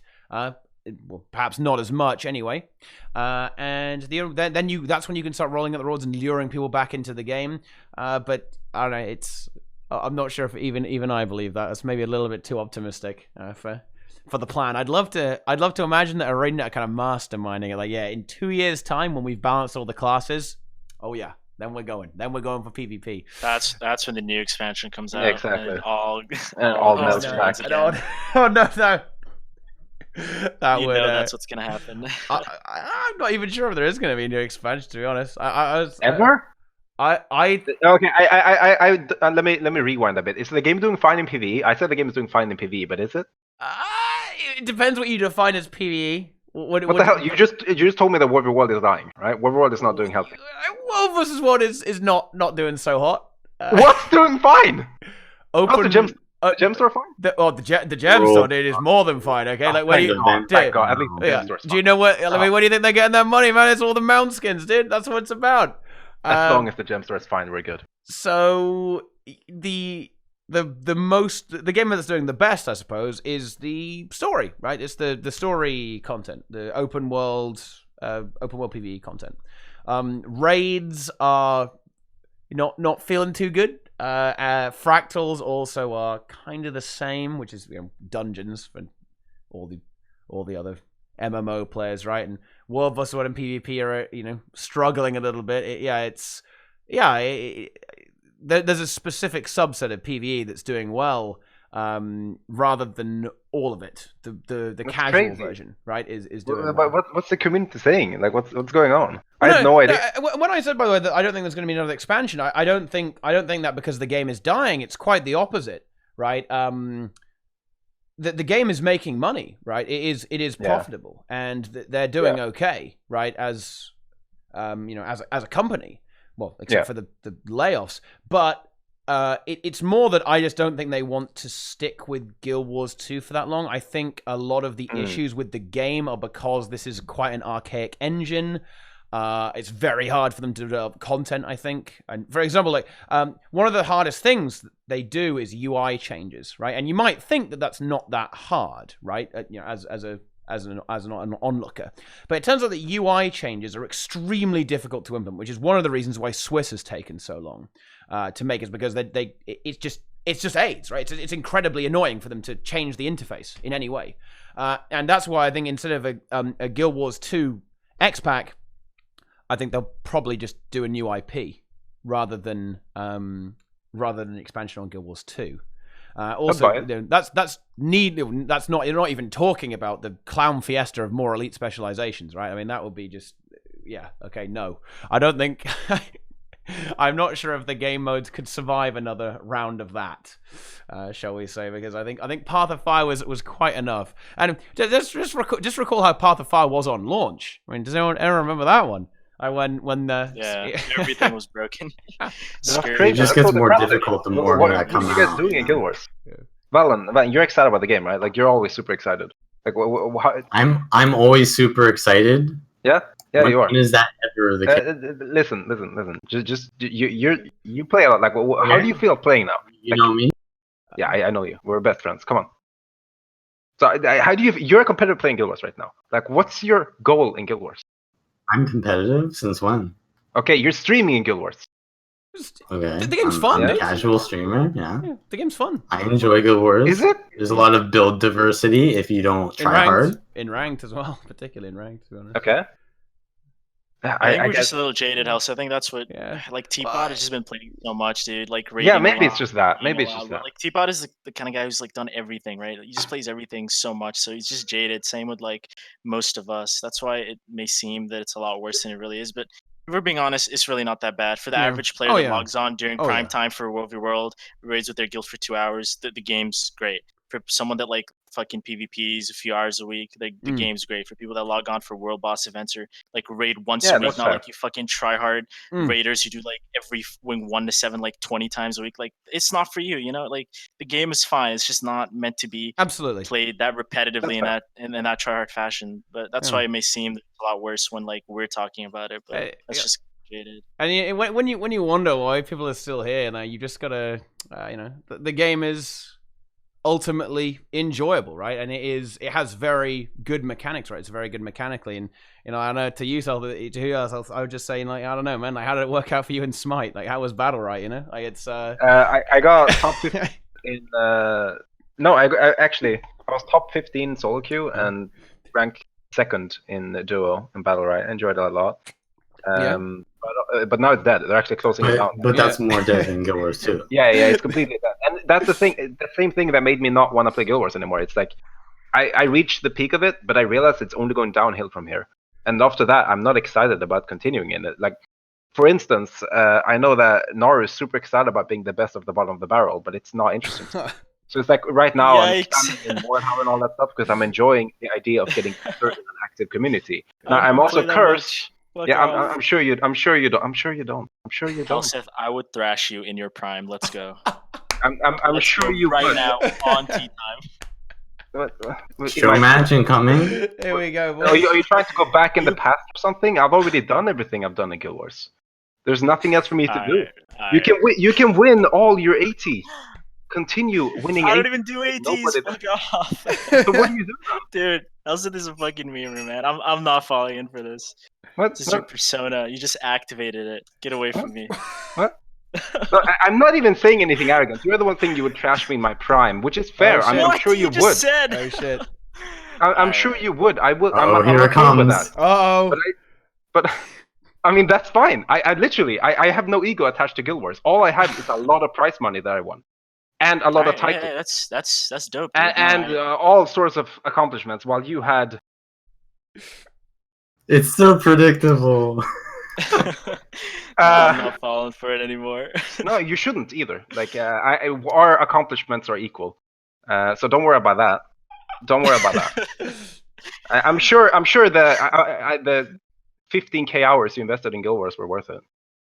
Don't worry about it. No, I have a lot of fun. That's the thing, though. I don't only play PvE, right? PvP, sorry. I PvX a lot, so like kind of like Teapot. That's why the game is fun for me still. That's the reason why I said that like everyone in my team doesn't play, except for like me and Helio, because we kind of do everything else. Because if you only PvP, the game's not for you. Like, for example, someone who's competing when you were competing, like Toker, Zeromus, they don't fucking play the game like once or twice a month, right? Because PvP is just not. It doesn't do it for anyone anymore. There's not anything there, especially if you're like the best, then there's just nothing to strive for. There's no rewards. There's no prize money. That's why it's so fun for you because you're not. Yeah, that makes sense. Yeah, no, because I PvX. You can meme me all you want. It's okay, Helseth. It's okay. Yeah, the game is definitely designed for players who do a bit of everything, right? If you intensely invest into one single game mode, you're gonna have a bad time. You quit, right? Yeah. That's for everyone. Like, think about try hard overworld commanders, try hard raiders, all gone. Try hard PvPers, all gone. Like, that's you. The game was not for you. You know, like once Worlds was over, if your main goal in this game was just to PvP, unless you just enjoyed the combat a lot, which you could probably come back for, you're not really gonna invest that much time in it anymore. That's just how it is.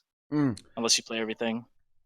Oh yeah, absolutely, and it's as you say. I have to agree with you. As much as I would love to say, oh, the game is dead, right? But you can log on to NA and Prime. You're going to find like 60-man Zergs, right? You're going to find big blobs, right? On Prime, on these servers. It's same on EU. You'll find big world versus world blobs. If you log in and do some world events, for the chat Garant or Tyria or whatever it is, you're going to find a shit ton of people doing it. And oh my God, like, for example, right now in particular, like, if you ever need affirmation that the game is very much alive, just log in when there's one of these bonus event things going on. Now, I'm sure Helseth will find this quite amusing because it is a bit weird. Like, it's quite unusual. So what they've done is they've added like an RNG box to every single world boss, right? And it has like a no chance of dropping a Chak egg sack, right? Which you can use to buy a monthly AT or something, right? And people love this, right? There are so many people doing these. It's absolutely insane. Yeah, it's hype, dude. I do it sometimes too. Yeah, it's chill, right? The world boss, they're actually they're chill, aren't they? They're good, right? Because there's like a 20-minute. Here's the thing about world bosses. There's like a 20-minute like AFK time, so you can literally just have Netflix an alt tab, and then you tab, you tab in, literally tag the boss once, and then tab back out, and then get your rewards. Go to the next map, AFK for 20 minutes. Yeah, like this is fun. The game is fine. I think for us, like, you said you're AFK for 40 minutes, listen, that's what makes the game fun for you. The way you gotta look at the game, Helseth, right? Let me finish. The way you gotta look at the game, Helseth, is like you've gotten like how many years out of it? When did you start playing? Like 2012, 2013. When it came out, when it beta. When it came out, so 2012. So just look at it as like you started playing PvP whenever you did, right? And you started playing 2012. It's 2019. Like you got a good like 5, 6, 7 year run out of the game. Like that's a lot. Like that, the game is good. If you got that much out of the game, like you got all you can, right? You don't have to just like you don't have to just shit on it for the ones that haven't gotten that full experience yet. You know what I mean? Like for them, it's like, okay, they're still not that good yet. They still have much to experience. Like they're not fucking Vallun tier with 40k AP. So that's just how you got to look at it. Like you don't have to just be like, oh, there's nothing to do. Well, yeah, no shit. Like after 7 years, you fucking did everything. Like it's just obviously there's nothing to do. The only thing that'll keep you at that point is either the combat or like try hard rating, right? And if you don't enjoy that anymore, then you just got to leave. That's just how it is. It's life, man. Fair. That's fair. You just got to move on eventually, you know? Yeah. But there's no, you know what I mean? It's just one of those things. Yeah. That's why I just disagree with everyone that's like hard shitting on the like Teapot. Like you have been thrashing the game, dude. Like wow. Not in particular. You've been thrashing it more than you usually do. You know, but the game is garbage. No, I think my position is quite nuanced on this actually. Like, yeah, I basically said I'm really frustrated with the state of the game and the development of the game, but I would never say it's a bad game. And if you're a new player coming into this, especially if you're not looking for a hardcore experience, I would always recommend it to a new player. Like, in fact, I would even go as far to say that this is still a game that I consider ahead of its time, and almost certainly the best MMORPG out there right now. I don't know a better one. Certainly not mechanically. Certainly not. It's like when people come to Twitch streamers that don't really play the game anymore, and they're like, "Hey, how's the game?" And then you're just like, "Oh, this game is garbage." But then it's like, dude, how about you tell them about the fucking 7 years that you've had playing this game in a try-hard fashion? Oh, yeah. Like Helseth, you played a try-hard. Like you're not a casual player, right? If you've played the game try-hard for 7 years, that is a lot of fucking time to try. That is a lot of content. That's the kind of thing that you want to tell like new players about because they're not you. They haven't experienced any of that yet, right? I'm not really the target of this rant because it's like I stopped enjoying the game at I'm just 2014 and I played it for money. So I mean that's right, but that's still try hard, right? Yeah, I get what you mean. I literally just did it as a job. You played it for money, but like how many comebacks have you made? And how many hours did you play it before you played it for money, you know? Exactly. No, I would say I got a solid 3 years, which was still fine when the game was completely different. I mean, I like basically I'm satisfied with my time in Guild Wars, and I'm satisfied with my experience in Guild Wars. I really enjoyed my time in it. I feel like it's impossible for me to return in Guild Wars. While I agree that it was a game ahead of its time, I also feel like it's a game that has fallen behind now, like at this point, in terms of update scheduling, in terms of everything. Just look at all the popular games. Look at a game like Apex that was almost dying because it didn't update for like half a month or something like that. Like games have such much higher expectations on them nowadays, and Guild Wars just didn't follow that at all. And like I've been going from game to game to game, finding games that I love, but my type of gameplay, my type of enjoyment, sadly, it's with games that die. Just like well, that's just how it is. Maybe it's you, dude. I don't know. Like, do you think there's something? Yeah, I mean, naturally everything will it's come to an end. a little bit of a curse. Isn't they that die like the immediately. purpose of Guild Wars 2 though, is to exceed expectations? Yeah, fair. Anyway, I got pizza waiting for me. I'm off. Yeah, that's professional, but you know, I got a hungry girlfriend. Well, enjoy. Thanks. So I just want to finish up by thanking everyone for letting me be there. Thanks for Twitch chat being fun. Like I was reading Twitch chat whenever Naru was talking to pass the time, and yeah, it's always going to be a difference between. Love you too, Helseth. I wish I knew who you were, but at least Vallun has a nice mustache. Peace out. See you later, dude. Oh no, it is all ruined. He's gone. He is bad, gone. man. Oh well, I can just. There's no more memes. No more memes. The memes are lost to us, guys, but that's okay. We can bring our own memes. Wait a minute, what the hell's going on there? All right, we need to reassert Vallun. Welcome back. Oh, look at the size of that Vallun, dude. That's a big old Vallun right there. There we go. Now back to a regular-sized Vallun. Incredible. Wow. Well, what's some memes there, guys? But anyway, let us continue. Omega Vallun. Incredible. But yeah. Don't worry. He always comes back, guys, okay? You know, it's not a problem, okay? He just can't quit it. But so anyway, do we invite Bick now? Oh, yo, when he gets a snake on here, dude, can you imagine Bick and Helseth on the same tea time? Oh my god, that will be that will be another level. Holy I'd not want to be shit. a part of it, but I definitely want to watch that. That would be a cancer conversation to be in.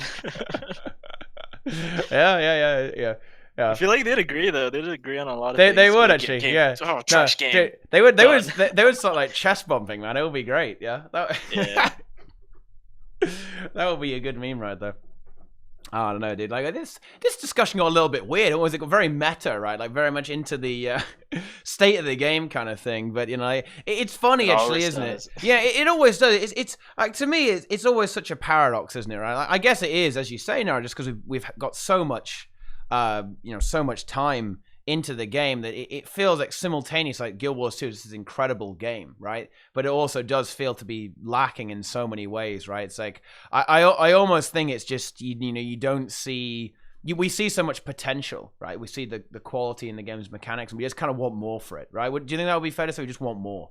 And you know, it almost doesn't exactly live up to our expectations, I suppose, of what we believe the game's potential can reach. In a way. Or you've seen what it was and you're just not liking how downhill it's gone, you know? Like for PvP, for example, there's like actual like competition, weekly ESLs, monthly ESLs, like actually streamed on the Guild Wars channel. They brought streamers, you know, Jebra or whatever, to cast it and shit, and now that's kind of gone, so it's kind of disheartening, but yeah. Yeah. Well, you know, that could be an interesting topic to explore. Actually, like when it comes to that sort of thing with the community interaction, particularly with like the social media, so Twitch, YouTube, that sort of thing. Do you think ArenaNet kind of dropping the ball there has significantly impacted at least the public perception of the game? Like, is that a really big problem? Like with ESL kind of dropping off, etc., right? Yeah, it definitely has. I don't know what they could have done because I'm not really like too hip with like Twitch and shit. Like what. Yeah, but they definitely could have put in little effort to boost streamers, you know, make them known, where like streamers have like thousands of viewers, not just because there's a lot of people that, like, for example, when a patch drops or a balance patch or whatever, you'll get like 2,000 viewers, but on a normal day it's like 300, 400. So the people are there. It's just they don't really care, and I think ArenaNet should have kind of helped push them to it, because Twitch is like the best advertising you could ever get, right? Like people that want to play a new game, they don't fucking go to the game's website. They'll go to Twitch and then they'll just like pick the top streamer or whatever, and then they'll just kind of ask and check it out. And if the top streamer doesn't have that many viewers and they ask and then he's like, "Oh, the game's trash, don't play," you know, they're most likely not going to want to play. So I think ArenaNet does know, but they don't know at the same time. Like they probably have a lot of like the numbers and stuff, but they misinterpret them wrong. So like say they know, oh, this many people click this link and this is where they buy the game from, and this is how many reads we're getting on Google, right? But they don't know, maybe, I don't, perhaps like where people go like in the intermediary between there. So like they check out on Google, like, what game should I buy? Oh, they see Guild Wars 2. Then they check Twitch and it's like, okay, I'll check out the gameplay. And if they see the gameplay is good, then they go and purchase it from, some other place, right? But they don't see the numbers on the Twitch or something, and that to them doesn't, justify supporting a Twitch scene or whatever. Like they think, which can result in PvP or whatever. Yeah. Yeah. I don't know. I think it's too late for that though. I don't know if they can bring it back really, but I would, obviously as a streamer, it's in my personal interest to say, no, of course not. But no, I'm inclined to agree with you, actually. I think the best approach for ArenaNet, if they were going to attack social media in some way or really go for marketing, would actually be to wait for their new IP. In a way, I think that's kind of the name of the game for ArenaNet right now. I think they need to make a lot of money off Guild Wars 2 and then develop a new product, right? You know what I mean? I think that's what it's going to come down to, as opposed to trying to kind of improve Guild Wars 2. I feel like I'm being bad here, right? But I'm not even joking, guys. I'm not even memeing, right? Oh no, depression stream, guys. No, not depression stream. How does Warcraft 3 and it gets way many views than Guild Wars 2 games come back into viewership? That's absolutely true, but that is Warcraft 3 is relevant because of Grubby. That's a very specific example, but. Okay, I don't entirely disagree with you. However, I think the public perception of Guild Wars 2 is very marred, so it's very difficult for the game to recover in that way, right? Like, people's perceptions are quite difficult to change of a video game, right? And the trouble is that everyone's perception of Guild Wars 2 is already kind of like, oh, it's a kind of a bit of a joke game, right? Which is it's easy, it's casual. There's no tryhards, but there really are. But exactly. It's not true. Yeah, Witty is I actually know that guy. I used to do some for Witty. Yeah, very good lad. Another Brit, of course, as well. Some good stuff. Yeah, and exactly. Warcraft 3 is also Warcraft is a legendary game, right? But yeah, to kind of follow up there, Naru. Yeah, these perceptions are kind of incorrect, right? It's not actually the case that the game is like this. There's plenty of people who try hard the game. There's plenty of potential for tryharding as well. There's a lot of potential for it across the game. In all gamers, right? There's a lot of room because of, in a way, the raids being kind of easy, right? It's almost like a blessing. There's a lot of potential to like low man than raids, do like weird strats and stuff like that. And of course, PvP is PvP, right? You can obviously always try hard PvP. So yeah. There you go. It's not exactly the case, and yeah, some other games can change their perception, like Final Fantasy and ESO, and Final Fantasy is doing extremely well. That is true, but in addition to ESO, those games are somewhat different. Like in particular, I believe that Final Fantasy had almost like a big ass relaunch, almost like didn't they kind of like remake the game almost because like it initially wasn't. It didn't do that well. Like, dude, if Guild Wars 2 want to do that and do a Guild Wars 2.5, okay, let's talk about it, right? But I don't think that's realistically possible. I don't think they're going to be able to. They're not going to be able to rework the entire engine. I think it is going to be the case that we're just going to see a new game coming out from Arena, and that is when would be their optimal time to strike. When it comes to a lot of ideas that we're talking about, we're almost not seeing the big picture. And maybe ArenaNet is actually like 150 IQ, seeing the really, really big picture, if that makes any sense, right? It makes any sense. Like we're still looking too small. We're just looking at ArenaNet's future over the next like 2 years or even a year, right? I think what we need to be looking at is ArenaNet's future over the next 5 years. Like, what's their plan there? And it's obviously something else, right? I know we all love Guild Wars 2, and even though. Quite rightly so, Naru. You exposed me for the depression streams. You're not wrong, but we all still love the game. We all still love the game, right? Even Helseth fucking loves the game. He pretends to, come on, dude. Helseth loves this game more than everyone in this channel right now. Even he does it. Even all the bloody people who quit, they all love it. Even Bix the Snake fucking loves it. You know what I mean, right? It's like everyone's really passionate and they want it to do well, but you can't play the game forever, right? Like the only game that has really done that, I want to say, is Warcraft. Sorry, World of Warcraft, right? And well, it's not going that well, is it? Right? Like compared to how it was, like, even WoW is struggling, right? It's a 15-year-old game. RuneScape, that's true actually, Wizards. RuneScape's been going a long time. Yeah, that's true actually. That's true. But not many games can pull it off, right? MMOs are kind of mostly the genre that can do it. But those are the games that mostly manage to kind of keep going. So eventually, yeah, look, we've had a good run out of Guild Wars 2, right? I mean, it was 2012, right? It'll be 7 years this August, towards the end of August, right? So, you know, the company's got to move on, right? And the story doesn't tell you the full story there, because on top of this, the engine is a modified Guild Wars 1 engine, right? So like the actual game, you could even argue that you know, you could even argue that it's even older, because the engine's from potentially 2005 when Guild Wars 1 came out. 2005, 2006, okay, something like that, right?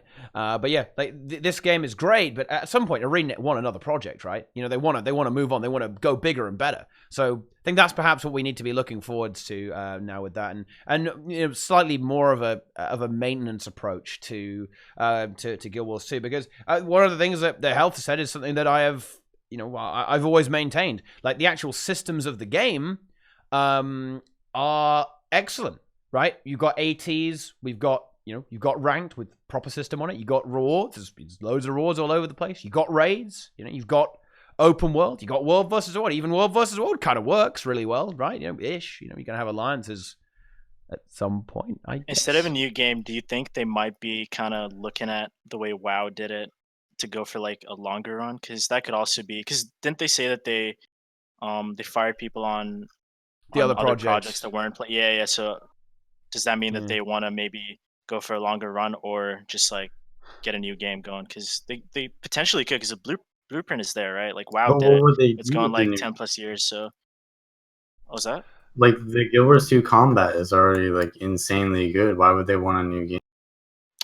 They could potentially make a worse game. That's what I'm asking. Is do you think that they would want to continue the run with Guild Wars and not just scrap it for a new game? Yeah, just I do think so. I don't know the answer to that, but yeah, that's something to think about. It's like the core of a good game, right, is the gameplay, and that's what Guild Wars 2 has. So why would they want to like change their core? Well, because what if that engine? What if that core has just become unworkable and untenable to develop for? Because that's what from what I've my limited my limited interaction with the devs kind of suggests that, right? You know what I mean? I think it's like a double risk, right? If you go in one way, then you have to deal with this issue, and then if you go in the other, well, obviously that's. And yeah, it is very risky. But to be fair, I imagine all of their other projects were also pretty risky, but they still did them because they don't want to have all their eggs in one basket, right? And even Blizzard doesn't do that, right? They have other products, right, that they sell. And for ArenaNet, you know, obviously not as massive, as massive as Blizzard, but you know, like they still want to expand, I imagine, right? They still want to go further with their development into something else. So I do actually kind of predict. I'm not sure I would say Guild Wars 3 though. It might be just a different game. It may not even be an MMO. I suspect it will be an MMO actually. Seeing as if you look at their hiring, right? They've been hiring like engine developers, like server developers. So it's probably going to be some level of online component to it. You know, if you have mobile game. Yeah, okay, maybe, but hopefully not. I hope it's not going to be a mobile game. That will be please. Those games don't last long, right? Like their lifespan is fairly short, even shorter than like shooters, right? But who the fuck wants to play a mobile game for that long? Well, so it's like quick money, I guess. Yeah. Oh yeah, that's true. But I still think Guild Wars is their cash cow, so they definitely want to maintain it. I think it's just players like us. We're just our perspective is so different. We just need load management. Like we just need to kind of take a step back, chill, cut out the hours, you know, and then it'll kind of be a little better. But for most people, I don't think the game is. There's so much to do for most people in this game. That's why I don't think anything's gonna happen to it for a while. Especially as a new player. Like, if you come into Guild Wars 2 as a new Yeah. player, oh my goodness, have you got one hell of a You ride have ahead of you. years of right? content. Holy, Yeah, you have yeah. so much to do. Yeah. If you're new to this game, there is a lot of stuff to get done. But at the end of the day, if it's very difficult to develop for ArenaNet, because this is something that is always complained about, right? Like, the rate of content is not great. And unfortunately, I think that we'd all be inclined to agree there, right? Like 3 raid bosses every year. That's not great. Like Swiss tournaments taking like a year and a half to implement. Yeah, something's not right there, right? And that's, by the way, let's not chat. We're not complaining. Alliances. Yeah, alliances as well. I mean, that's obviously a major project. Yeah. You could even consider that almost like an overhaul, I suppose. So you could expect a long development time there, but it's still long, right? It's taken a very long time to bring in to bring that game mode through. And so that's why it kind of seems to me that there are some issues that are not their fault, right? Because look, they're not sitting around all day picking their nose. You know what I mean? Like, they are doing something. Yeah. They're at work. It's not like I'm not going to claim that Arena are literally sitting around just drinking a coffee, right? No. They are developing the game. It's just that for whatever reason, it seems to take a very long time, right? And it could be a kind of a priorities thing. One thing that ArenaNet is heavily criticized for, and in my opinion, rightly so, is that they spend a lot of time developing new maps, right? And I think that is an approach that hopefully in the upcoming content that they actually change, because hopefully that will kind of speed up. It'll be a bit more content focused, a bit less spectacle focused. The way I would describe Guild Wars 2 now is that it's almost like a TV show, right? It's very pretty, it's quite flashy, right? You've got the dragons all over the place. You've got like big maps, big environments, loads of ultra detailed stuff. And by the way, that's incredible. I mean, of course, we're looking now on the stream at Wing 6, which is just one of the most outrageous environments that have ever been put into the game, right? I mean, it's really pretty, but was it worth the wait, guys? I don't know. I think I'd rather have a simpler environment with maybe, get the bosses a little bit quicker, right? That's also kind of like the issue of, well, who's working on what? Because like those are just artists working on that, right? But would they be giving us something else instead? And you can always argue, well, then just hire less artists and hire more of something else. But I don't know. I mean, I do think less maps would be good, though. Like, there's no way that they're gonna do less while having to like create less maps, because maps take a lot of time to make. Probably like the most time-consuming thing for every like living story is that creating that map and getting everything working. I would assume. I don't actually know, but if they don't have to do that, then they have a lot of time to do other shit. And the in-between events are pretty cool. I don't know. I just take it a day at a time. Like, I'm not like thinking about like Swiss and alliances. It's just because you think about it, you get depression streams. But if you take it a day at a time, sometimes I'll stream because I enjoy the game. I want a PvP. Sometimes I won't log on. It's like whenever I feel like it, I'll play. And I think that's what most people need to just kind of approach the game at this point. Even if you're a tryhard, you don't have to raid and do Doom CM every day. Sometimes you can just chill and not play and then do it the next day. Just shit like that. Oh yeah, for sure. No, it's you'll go crazy thinking about everything that could have been. It's just that's definitely the approach, right? That is the approach you want to take. You gotta be pretty relaxed about it, right? Like sweating it's not gonna work out. You got to get to that zen zone. Otherwise, that's the best way to enjoy the game, though, right? Which is kind of on top of that, I think it's nice to play something alongside Guild Wars 2. Like you play something else alongside it, right? And then you'll appreciate the game more when you play other games, dude. I played Albion, and there's just so many things that like just made me want to play Guild Wars more off that game. To be honest, even though I was having a lot of fun playing Albion for the short period that I played it. Yeah, which is like I said, they always come back. They always come back. See, it's a funny one, isn't it? Like I think it is just the thing with MMOs, right? In general, I think it's very difficult to quit an MMO because you have so much investment in it. But you know what? Let's see. Let's steer this back a little bit. Like, you know what? and we're going to go back to the start because there's some stuff we didn't talk about in the balance patch. I'd like to at least briefly touch on that. Like, you said right at the beginning that you've got a lot to say about Scrapper, and I know a lot of people who play Scrapper are very unhappy with the change as well because it got quite the bop here, quite the bop. But wait, who, Vallun or I? Yeah, you know, yeah. I thought I already mentioned it. I mean, I'm not going to go into specifics because Scrapper's not really my thing, but I did mention earlier that the issue was that they kind of changed the design instead of nerfing it normally. Like, it was fine. It just needed some, number reductions, maybe cooldown increases, less healing, just shit like that. Because it was fine. It wasn't ridiculous. It's not cancer. Like, it's less cancer than Warrior, and Warrior didn't get touched. Like, Warrior, you get +1. You have the whole full counter mechanic. It's more like the more people get added on, the easier it is to just like fuck with them, shit like that. But the Scrapper didn't have any of that. Scrapper was just too tanky, and if they kind of shaved off that tankiness by, let's say, like 15-20%, it would have been a really good bruiser. You could take it. I think Scrapper should have still been tankier than Warrior, right? Because Scrapper has no damage. That's how you kind of want to build the meta. Is if there's a bruiser that's good in team fights or a bruiser that's like good in roads or whatever, then you don't want it to be good in 1v2s. But the problem is Warrior kind of does it all, and now Scrapper has nothing at all, so it's just not going to be picked. And it's just shit like that they don't think about when they kind of balance things. Same thing with Weaver, like, I think Weaver, they did it correctly because Weaver is garbage everywhere unless it's like staling a matchup, right? So it makes sense that it would be as tanky as it is because everywhere else it's useless and it doesn't have the potential to debunk anything, and that's kind of their mistake with Scrapper there. That's what they did. They fucked up. They made it now Scrapper is trash damage and it's trash sustain and it's not good at 1v1. So what does it have? Nothing. Now everyone's kind of forced into play Hollow. Now all the Hollows are going to come in and then they're going to give everyone cancer because Hollow is cancer. So it's just like this chain of just cancer, right? Like, and that's really what it is. Because if you're an NG mate and Scrapper just got fucked, you're going to play Hollow, right? Or you're just going to opt to play something that's really bad. That's just how it is. And I think that was a big mistake on their end. Feels bad, man.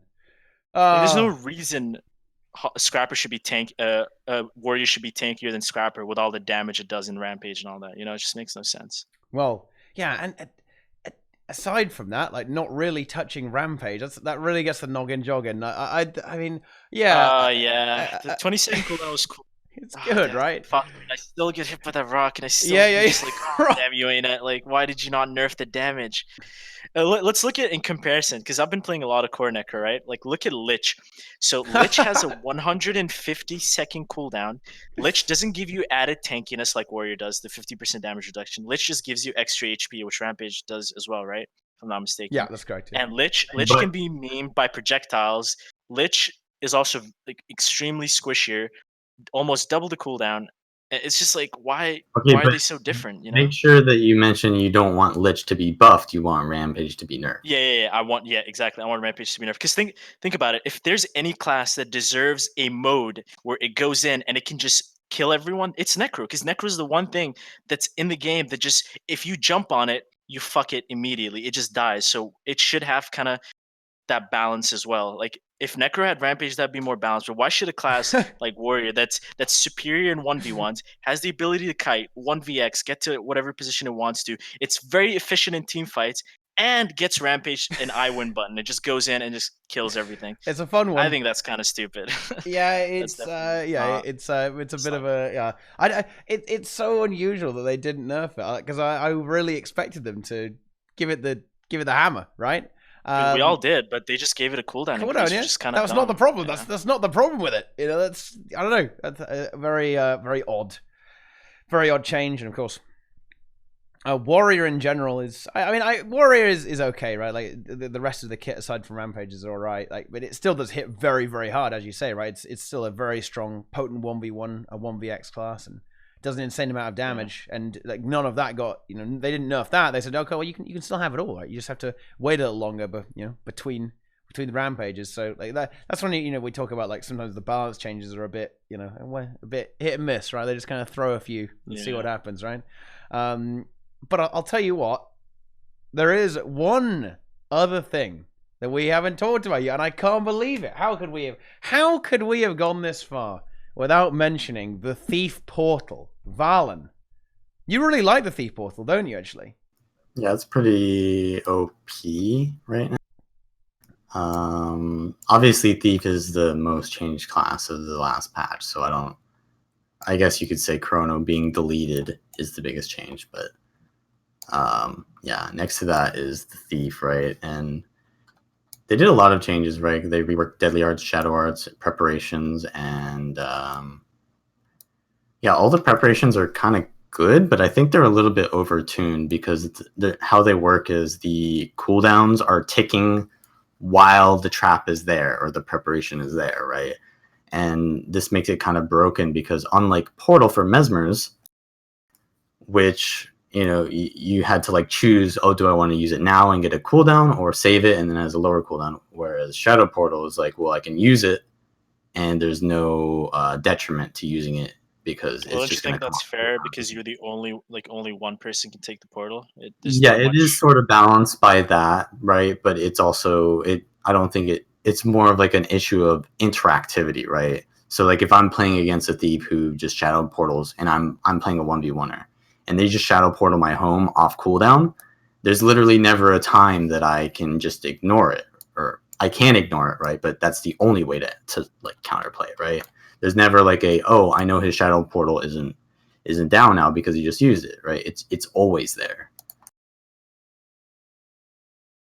Yeah. So yeah, I think they should nerf it to maybe like 15 seconds after they go back, so that there's like this clunkiness. Like if you want to put the shadow portal in the same place, you have to wait 15 seconds, so you lose out on a lot of mobility. So you use the shadow portal, and then there's a 15-second cooldown. You have to rotate somewhere else before you use it again, and that'll also just make it more interactive. The other preparations are kind of okay. They're just not fitting the role of thief, right? I like them. I like them though. I like the changes they did to traps. Like they're a lot more visible. Anytime something has just a very distinct animation, I'm a big fan of it. Like the needle, the poison's a little strong, but like come on, if you tank that, it's on you. And obviously, the thief will Moby on top of it if they're good. But there's things to kind of counteract that. But I like that one. I like the bubble. I like them all to be You like honest. the bubble because you like how it looks, not because you like Right, that right. it's No, no, no. useless. But I'm saying that if skills like that are good for the game, skills that are very easily just like you can just see them and you know what they do, and now you can kind of counterplay it. That's how balance should be Yeah, when it's perfect, the right? traps are very counterplayable. Yes, and then that's how skills should be in general. Yeah. Yeah. And then I guess Shadow Arts got a little bit of rework. That's just more interactive as well. Deadly Arts actually got reworked to be more DP friendly. It's kind of weird because DP is actually, in my opinion, really close to, or if not on the level of SD right now, because of like a series of changes that have happened in the past few patches, right? So Sword 2 on SD Thieves, right? It gives Panic Strike, which gives poison and then weakness. And the weakness application on DP Thief would have to be only from steal or landing your full dagger auto. So it's much harder to like poke someone as a DP Thief than on an SD Thief because you can't just immediately weakness them. So the weakening strike change on Daredevil was really good for that. And then since you don't need Panic Strike anymore for that, they now have even the odds, which gives you a little bit more upfront burst. So it's actually DP Thief is really good right now. And I'm actually like trying to tone down Thief at the moment right now because I think it might be a little too strong once people learn how to use it again. And that's a big concern with just the balance of the game in general, right? Like it's almost there's not a crazy amount of experimentation right now. So like a lot of these builds could be perhaps stronger than they actually are and end up getting overbuffed. This sort of thing happens with ArenaNet. Like the way they approach balance is quite often with statistics, right? If they see, oh yeah, this class is getting underplayed, right? Like, aha, okay, time to break out the buffs, and then they just keep doing it until it sees play, right? Well, they didn't actually like buff something; they just changed a trait. So now you kind of like lose Panic Strike to get another thing, right? So it's pretty well done, in my opinion. This last few Thief changes. Yeah, I wouldn't want Thief to be nerfed at all, to be honest, especially in this meta where Mesmers are so fucking prevalent. Thieves are Oh like yeah. I'm not saying the like saviors. They just kill like them. let's be honest, the actual changes that I want are like acro nerfs, right? Because you know that fucking staff acro build that's just canceled. Oh god, yeah, that build is actually very. You're gonna see a lot of that build in the next monthly. Actually, Yeah, that because build it is just like cancer. it just insta stalls Yeah. every matchup, Yeah, and it's just it's like, the most so boring powerful. thing. Yeah, nice. It's not even interactive at all. It's just you dodge for no reason, and then you just randomly evade shit because they're trying to hit you as you're just spamming to dodge because your dodges do damage as well. God, builds But like like that the should thing not is, fucking I exist. like SD Thief, but that uses acro, so it's kind of like you have to think of a way that doesn't nerf SD Thief, but nerfs like acro spamming dodges. And I guess I don't know. I had this suggestion where you know how Chrono has this alacrity trait where you get more alacrity effectiveness, but the duration goes down. Thief also has this trait, but it doesn't lower the duration, right? And you basically got perma duration of vigor on Thief, right? Because whenever you dodge, you get 5 seconds of vigor, and there's a 1 second ICD on that. So if you're perma dodging with perma vigor, you'll just like it feeds into itself, right? And this is sort of like feline grace, way back when, like on the acro trait, you used to dodge and it would refund like half of a dodge, and that's basically how it works now, right? You just dodge, you get vigor, you get more dodges. So like they need to like make vigor uptime not permanent, because it's just more of that dodgy spamminess that people don't enjoy to play against. Yeah, evade spam in general is just not. It's not fun. It's why like, do you really want to see a lot of weavers around the place? Like, oh well, maybe not. Do you really want to see a lot of those soul beasts? Like, I guess soul beasts got nerfed again this patch, right? Like a little bit. They nerfed the 1v1 variant and the sniper soul beasts. Like, the snipers have finally gone. Well, Thank not God. really. I'm not even sure they are. Like, you just don't get one shot. Yeah, you get like 2 shotted. Exactly. It's not like a death blow to the build, but it definitely had it coming. That's for sure. But it's good that ArenaNet's kind of toning down the uninteractive gameplay. Oh, Deadeye. Ooh, yeah, nice. I mean, Deadeye is. I don't know why more people don't play Deadeye in ranked. I feel like it's so good at just stomping people in ranked because they just don't know. It's very hit or miss because Deadeye is like it's niche, right? You kind of feed off other players being really bad because if they're good, you are on respawn the entire time. Like a hollow hits you with 1 auto, procs that reveal 10 invuln, 1 blunderbuss, 80% of your HP is gone. You're just dead. You it's have to so pick easy your to fights kill it. very carefully as Deadeye. Yeah, like exactly. you can't just leave a fight like an SD thief can't, or even a DP thief, right? Like a Deadeye can't disengage very well. So you like if you're in the right, like this is kind of weird because like in low tier matchups, you'll just get like really good matchups everywhere as a Deadeye because people don't know how to counterplay you. But in high tier, right, like people know how to rotate around a Deadeye a little bit more. So it's more interactive to play Deadeye in higher tier matches. But in low tier, it's like just you're easy farming, right? It's a fun build. I mean, I don't want to talk about it anymore. Yeah. Oh yeah. Like yeah. I had a massive rant about CI already. Yeah. Well. Yeah. We don't so much. Yeah. Like the Mesmer is. I mean, I don't know. Like we talked about this earlier, but it is due to like, the inherent design of Mirage, right? Like Mirage is a bit problematic for PvP, just across the board, right? Like it's very hard to make it to really kill Mirage, right? I mean, they tried. But they kind of made it worse, right? Like everyone was running the the stun break trait on dodge, but then people said, "Oh wait, Infinite Horizon, guys, that sounds like fun." And then people found out that chaotic interruption, amazing, right? Oh, we'll nerf Bountiful Disillusionment. Okay, well no problem, we can run this other aids instead. It's like, oh hooray, nice. Oh yeah, this is gonna be fun, isn't it? Oh dear, oh dear, oh dear. But I don't know. I'm actually pretty confident that will be addressed soon. I'm pretty sure they'll delete it. Yeah, I'm pretty sure that's gonna go. I mean, they did the illusionary persona thing that I suggested, so Vallun, do this one too. Are you telling me that you're responsible for the Chrono nerf? I am. So I mean, if in a way, like if Chrono is what killed Guild Wars 2, right, because of Helseth, that's true. Then I am basically the savior of Guild Wars 2. Yeah, so. By killing the Chronos. I Dude, did. Alan's just role playing right now. Yeah, yeah. Oh my god. Well, you know, No, it, but it if they took a do little while. hotfix, I mean, as much as we shit on the balance, or most people shit on the balance and think it's like this atrocious thing, if they do hotfix CI Mirage and just like give Hollow photon skills just a little, like nerf the auto chain by like a total of like say 7%, the two by like maybe like 5 to 10%, Corona increase the cooldown increase a little bit. Uh and then Shockwave make it like 20 seconds, 15 seconds CC is just nuts.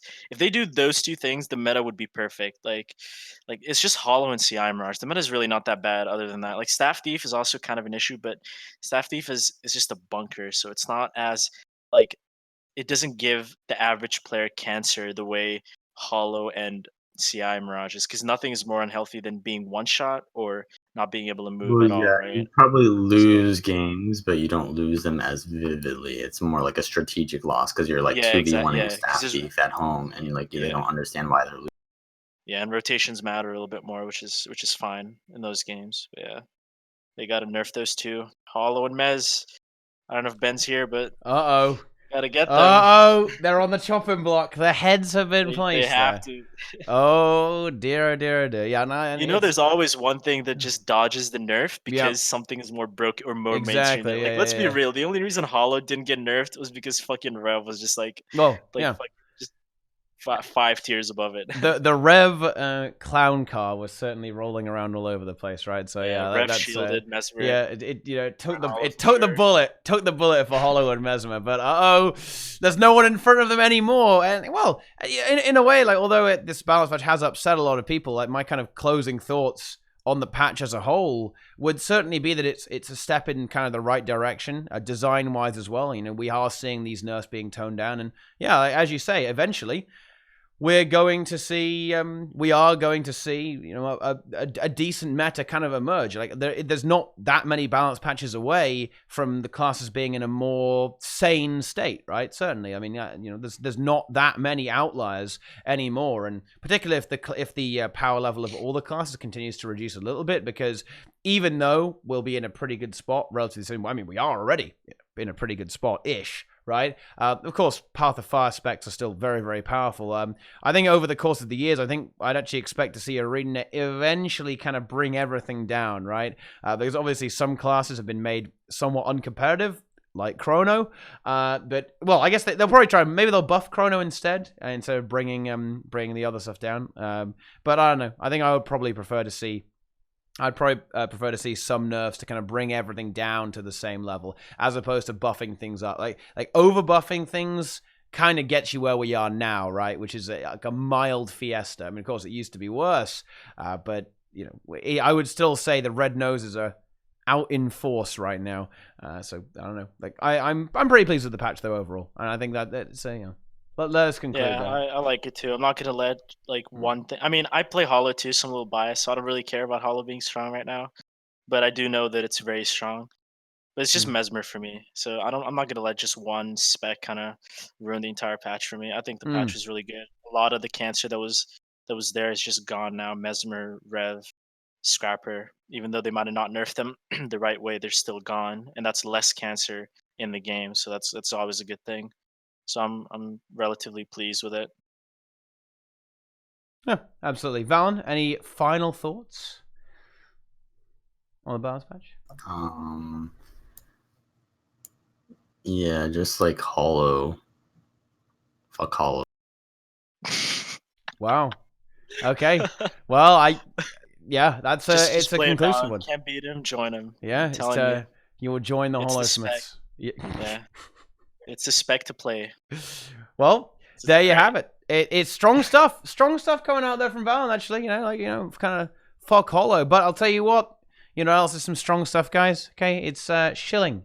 It's shilling insanely hard. So, let's see here. So, thank you guys for watching. We approach the end of the tea time. So, it is time for us to learn about ourselves. Okay, it's time for the chat to learn about us, and you know, we can share our knowledge and share our memes. So, let's see.